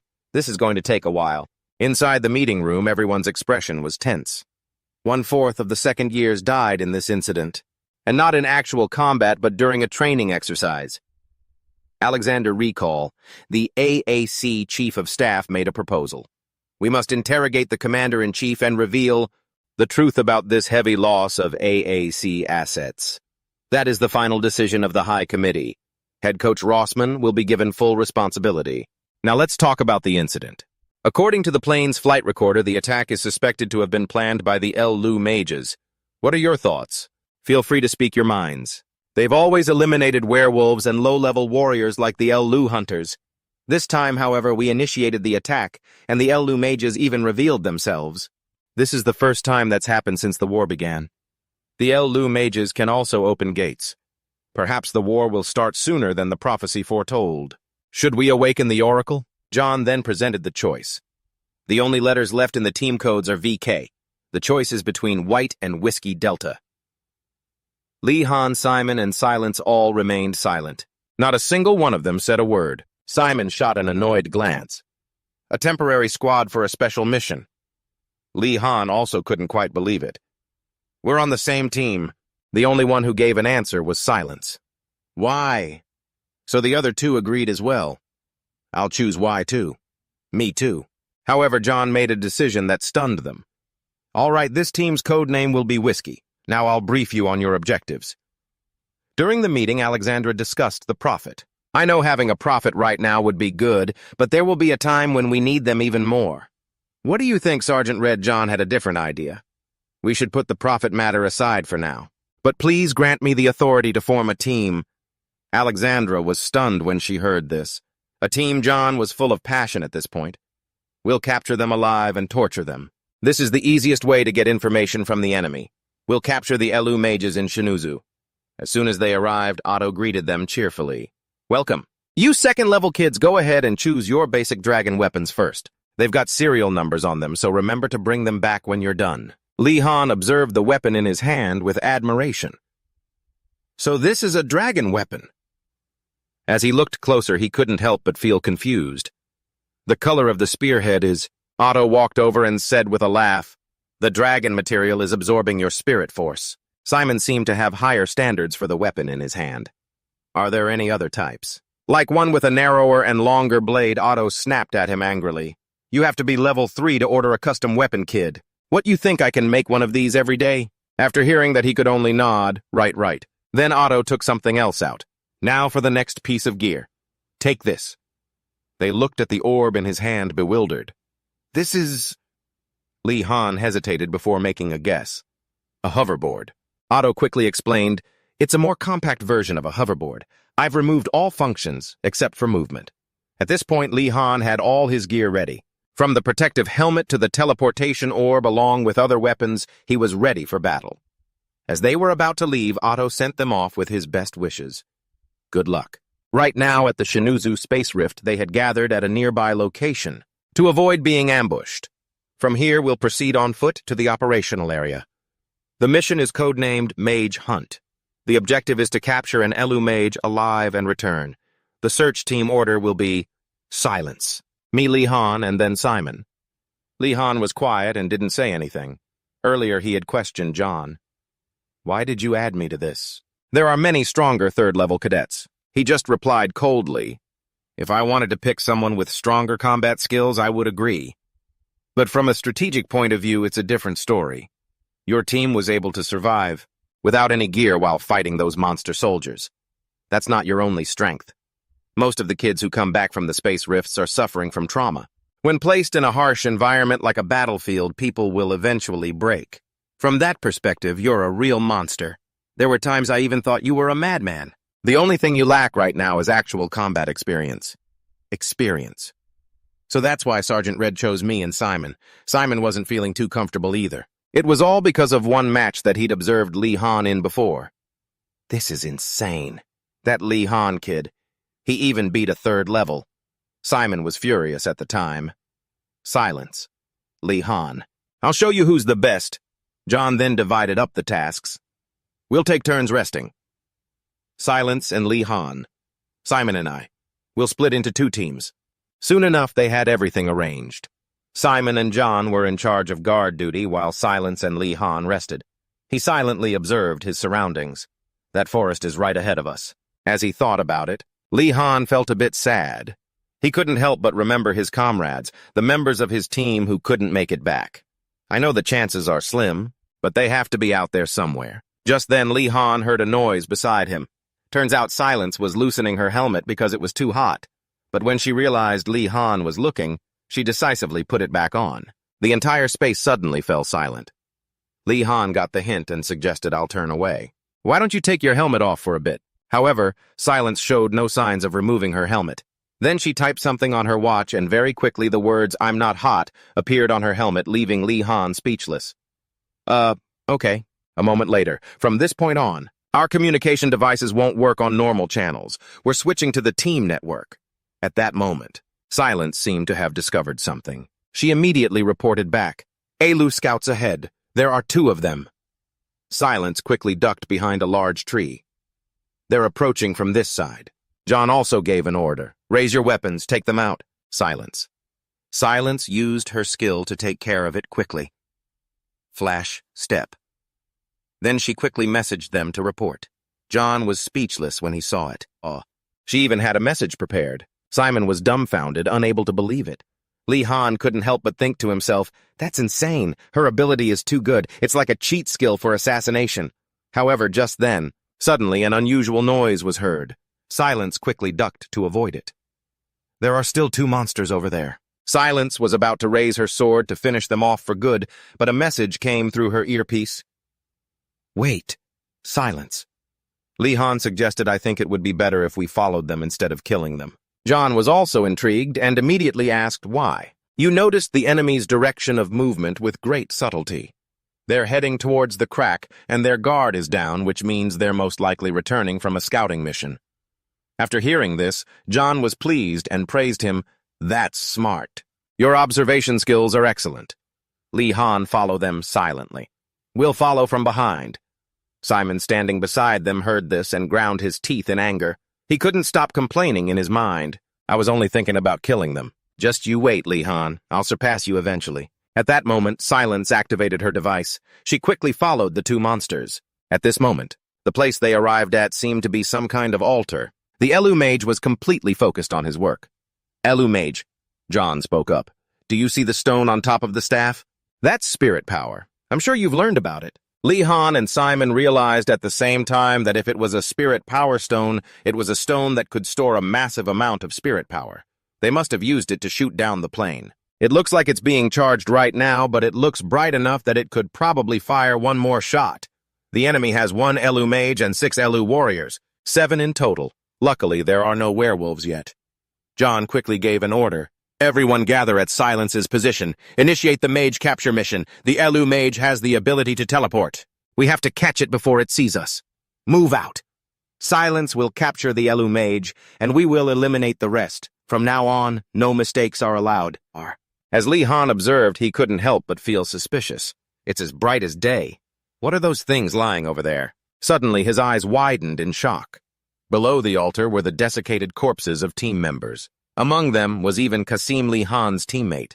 The moment Lee Han saw it, he couldn't help but cry out in agitation. Qasim.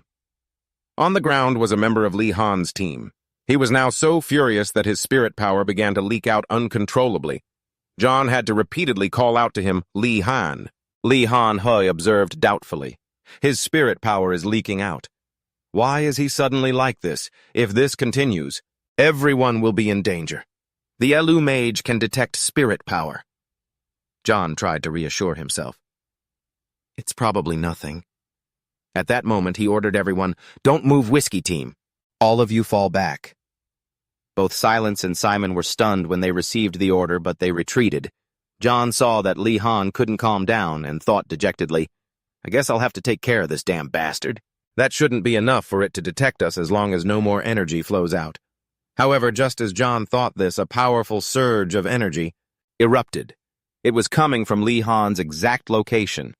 Jon couldn't help but curse under his breath. Damn it. The Elu Mage also seemed to notice something was wrong. Jon quickly lunged forward, and at the same time, just then the Elu Mage launched an attack. A massive force pushed towards Lee Han. It turned out Jon had pushed him out of the way in time, but that also meant he would be the one to take the hit. Lee Han witnessed this scene directly. In an instant, Jon was sent flying. The power of that blow was immense. Seeing this, Lee Han cried out in a panic, Sergeant Red! However, Jon was still able to ask, have you snapped out of it yet? At that moment, it was as if he'd returned to his senses. Jon, trying to suppress his trembling, gave an order. If I'm no longer able to fight, you will take my place as commander. Now go! Lee Han, still trembling, issued the command. We're retreating, cover me! Simon received the order and raised his gun. Silence also dashed forward. Slow footsteps appeared. Lee Han was supporting the heavily injured Jon as they moved. In his heart, he cursed non-stop, damn it, damn it! The Elu Mage shouted something in a strange language. Immediately, the warriors charged forward as if they had received an order. Silence fought back without a hint of fear, her every sword strike perfectly precise. The warriors then turned their attention to the others. Simon immediately provided cover, firing continuously. However, they easily dodged every shot. Seeing this, he suddenly grew tense. Simon used his full strength. He used his spirit power to control a large stone, then teleported it towards them. Simon put all his might into the attack. The stone hit the warriors, but he was just a bit unlucky as they had detected it. Simon couldn't help but curse inwardly, I was too slow. Are you done yet? The warrior raised his weapon, but luckily just in the nick of time, Silence arrived to save him.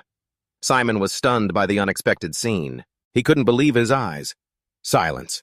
How the hell did Lee Han manage to take that thing down? The Elu Mage then gave another order. The warriors stopped their attack and returned one by one. Seeing this, Simon was completely bewildered. They've given up chasing us. An unknown amount of time passed. Lee Han was still blaming himself. It's my fault. Because of me, the plan. Without a moment's hesitation, Silence rushed forward and threw a punch at him. Caught off guard, Lee Han was sent flying. Simon, seeing that Silence was losing her cool, came over and put a hand on her shoulder to calm her down. That's enough. We can't proceed with the plan anymore. Being stubborn will only make things worse. Simon suggested they should retreat, but the headstrong Lee Han refused. No, we stick to the plan. At this point, Silence could no longer remain calm. She slapped Simon's hand away, walked over, and kicked Lee Han straight in the face. Simon hurriedly ran over. Silence. I know you're furious, but right now Lee Han is our commander. If you keep this up, I won't just stand by. After hearing this, Silence seemed to calm down a little. Then she let out a long sigh. Simon then turned back and called out, Hey Lee Han, I'm sure you're aware that everything that happened is your fault, right? If you come up with some half-baked plan, I'll beat you to death myself before we're forced to retreat. I'll decide after hearing your plan. As much as I hate to admit it, you're the best at using your head among all the second years. Lee Han was surprised to hear these words. He immediately composed himself. Stop sulking and listen. Silence. All things considered, things aren't actually that bad right now. Upon hearing this, Silence's clenched fist began to tremble. Simon also felt confused hearing Lee Han. Han, is it really okay to say that? You're nodding so firmly, confirming exactly why we need to get this done fast. Because of the Mage's fire psychic power and its ability to escape via teleportation, but we don't have to worry about that anymore. Simon also nodded in agreement. Regarding the fire psychic power, you're right. That guy used up all his remaining explosions. But why do you think he won't teleport anymore? Lee Han gave them his detailed analysis. These things live in hiding because they're cautious and cunning. But right now, even with their lives on the line, they still haven't broken formation. The truth is, the one from earlier tried to drain the last of the psychic energy from the crystal. He even had the Elu warriors fall back to protect him instead of continuing to chase us. He wouldn't need to do that if he could still teleport. There must be a reason he can't leave that place. The entire space suddenly fell silent. Only after Jinglang gave a slight nod did Simon dare to speak. All right then. Lee Han, tell us your plan. In Lee Han's hand was a teleportation sphere. He confidently explained his plan. I'm going to capture the Mage. I'll ambush them from the spatial rift. You two can create a diversion from the front. Even if the Mage can detect psychic energy if it's leaking from a spatial rift, a place emitting powerful energy, it'll be hard for him to spot us. His vision will also be obscured by the light from the rift.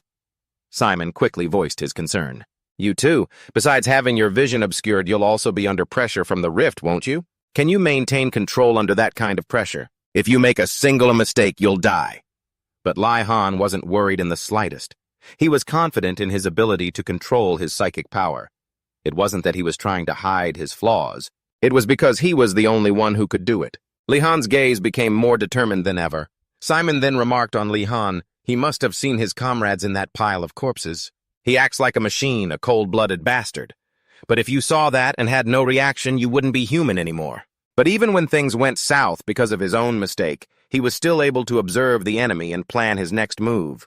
It's astounding. That's why Team 13 trusts Lee Han so much. Lee Han breathed a sigh of relief when he arrived. Good, just in time. He kept tossing equipment into the rift. Lee Han looked at the sphere in his hand. One wrong move and it's all over. On the other side, Simon checked the time and reported, 15 minutes are up. The 15-minute countdown began, which was also Lee Han's cue to act. He started his plan continuously throwing the teleportation spheres. Then he dove in after them.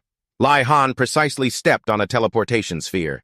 Seizing the opportunity, Jinglang and Simon charged forward. The Mage spotted them. Simon tensed as he realized their numbers had increased. There are more warriors. Did the patrols get back already? Jinglang remained steady, using teleportation to take care of the warriors. Simon followed close behind, firing his gun non-stop. The warriors shrieked in pain as they were hit.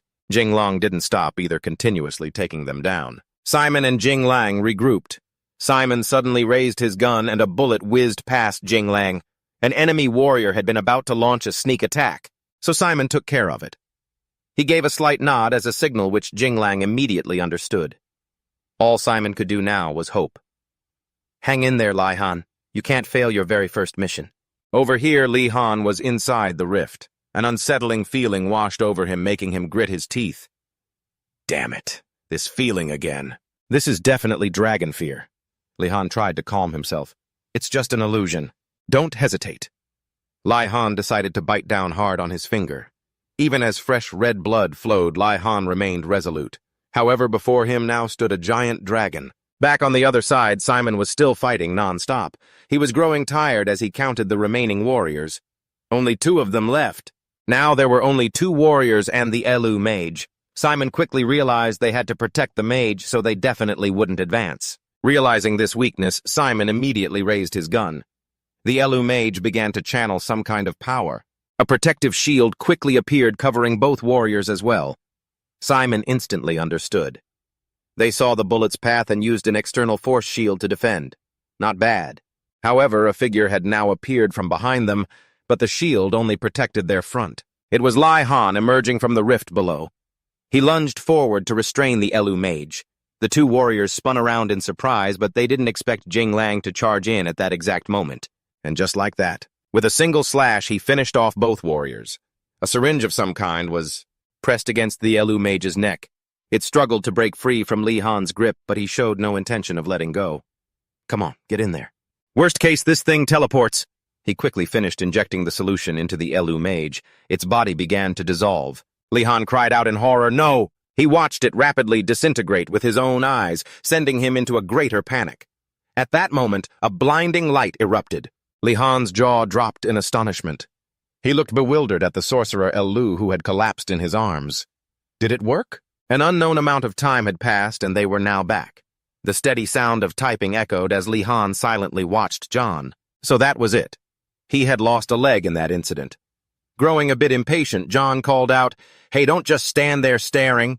I can wear a prosthetic. Plus, I'll get a veteran's disability pension. That's more than enough to retire on. Stop apologizing."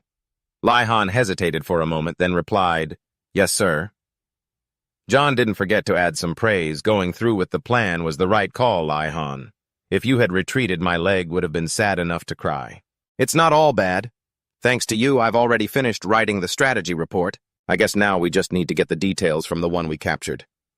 Lee Han was a little apprehensive. Is it possible to interrogate a being from another world? We have a mind reader at AC. Jon revealed, pulling out a cigarette. He's the only one who can do it. Lee Han looked at the cigarette in his hand, extremely annoyed. This is a hospital room. Just then a figure entered from outside. Tin Lang saw that Lee Han was there, so she got the hint and started to leave, but Jon called her back, saying, "We're done. Come on in, Tin Lang." Tin Lang quickly asked, "Sir, are you okay?" Jon replied with a cheerful laugh. "I was actually thinking about going on a diet. But I don't need to now, I'm already much lighter." Looking at Tin Lang beside him, Lee Han wondered, is she actually smiling? Tin Lang just watched Jon in silence. But to see him laughing so cheerfully, Lee Han, standing beside them, could only stare blankly, finding it hard to believe that someone like Sergeant Red could talk to Tin Lang like that. After a while, Jon shooed them away. "Get out of here, you old man in a kid's body, and you fake ninja, I need to reminisce about my missing leg," and was lost in thought. Just then, Tin Lang spoke up guiltily. "I'm sorry for hitting you. If it were me, I would have acted the same way." Lee Han immediately explained, "No, I deserve to be hit. I put everyone in danger." Tin Lang encouraged him, "But you made it through. I can see now why Sergeant Red has such high expectations of you." On the way back, Lee Han voiced his doubts. "I never thought Sergeant Red was the type to talk about what he likes and dislikes. But either way, he's still a bully. We're here. See you, Tin Lang?" Lee Han waved cheerfully. Tin Lang immediately responded to him, then started typing something. Then a small object was tossed at Lee Han's head. He got the hint and turned around. Lee Han just chuckled and nodded when he saw her message. "Study hard so you can make it to level 3 soon, kiddo." She walked away, flipping him the bird. Lee Han recalled the match when Simon had asked him, "You can feel the pressure from the rift too, can't you? Can you control your hoverboard under that kind of pressure? If you mess up, we're all dead." But at that moment, he was resolute. "I'm confident in my telekinetic abilities. I'm not doing this to atone for some mistake. It's because I have the highest probability of success." Lee Han stood before the rift, brimming with confidence. A plane had just landed and countless people in formal attire were disembarking.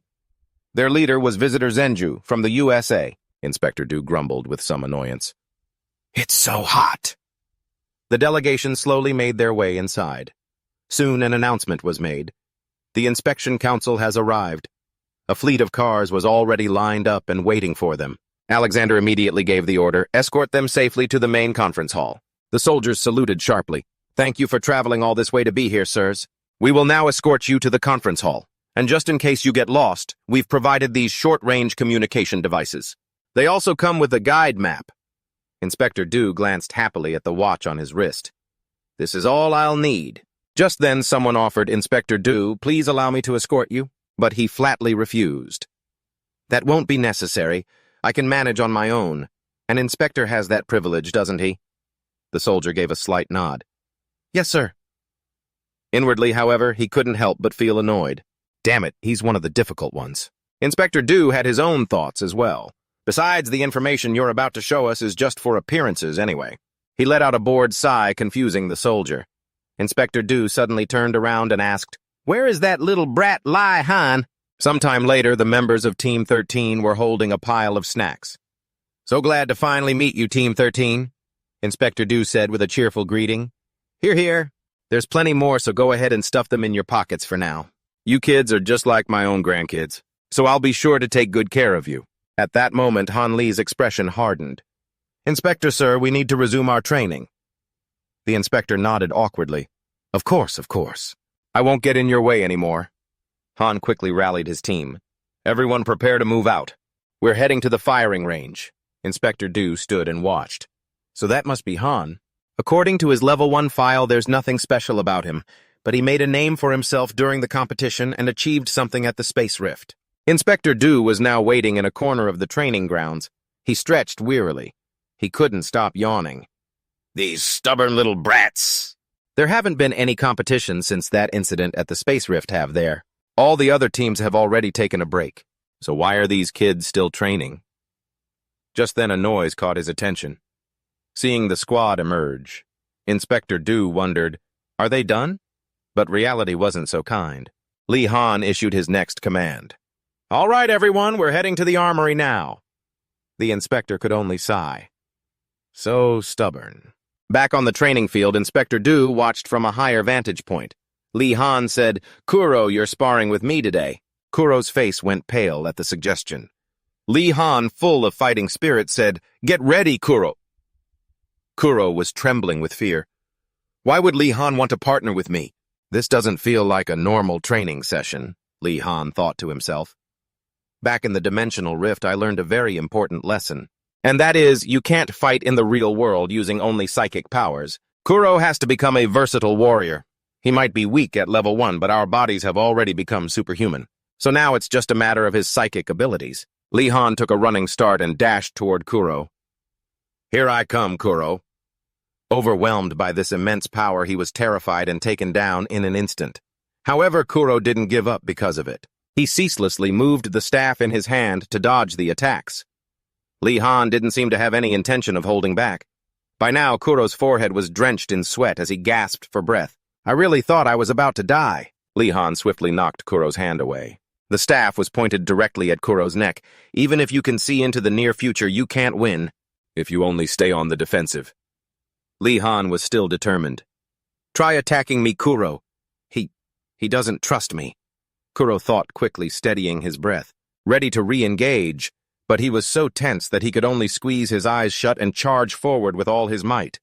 Lee Han just stood there silently, not moving a muscle. In no time, Kuro's staff was gone. Lee Han quickly corrected his opponent. When you attack, you need to keep your eyes wide open and hold your spear steady. Being criticized. Kuro hung his head in guilt. I'm sorry. But Lee Han seemed to realize he had been too harsh. He softened his voice and advised Kuro, Hey, this time, try attacking me with everything you've got. Kuro was stunned. Even Joe, who was standing nearby, couldn't believe it. What did you just say? The entire training ground suddenly fell silent. Lee Han still spoke in a serious tone. Kuro, from now on, I'm going to attack you with everything I have, so you do the same. Zels couldn't help but worry.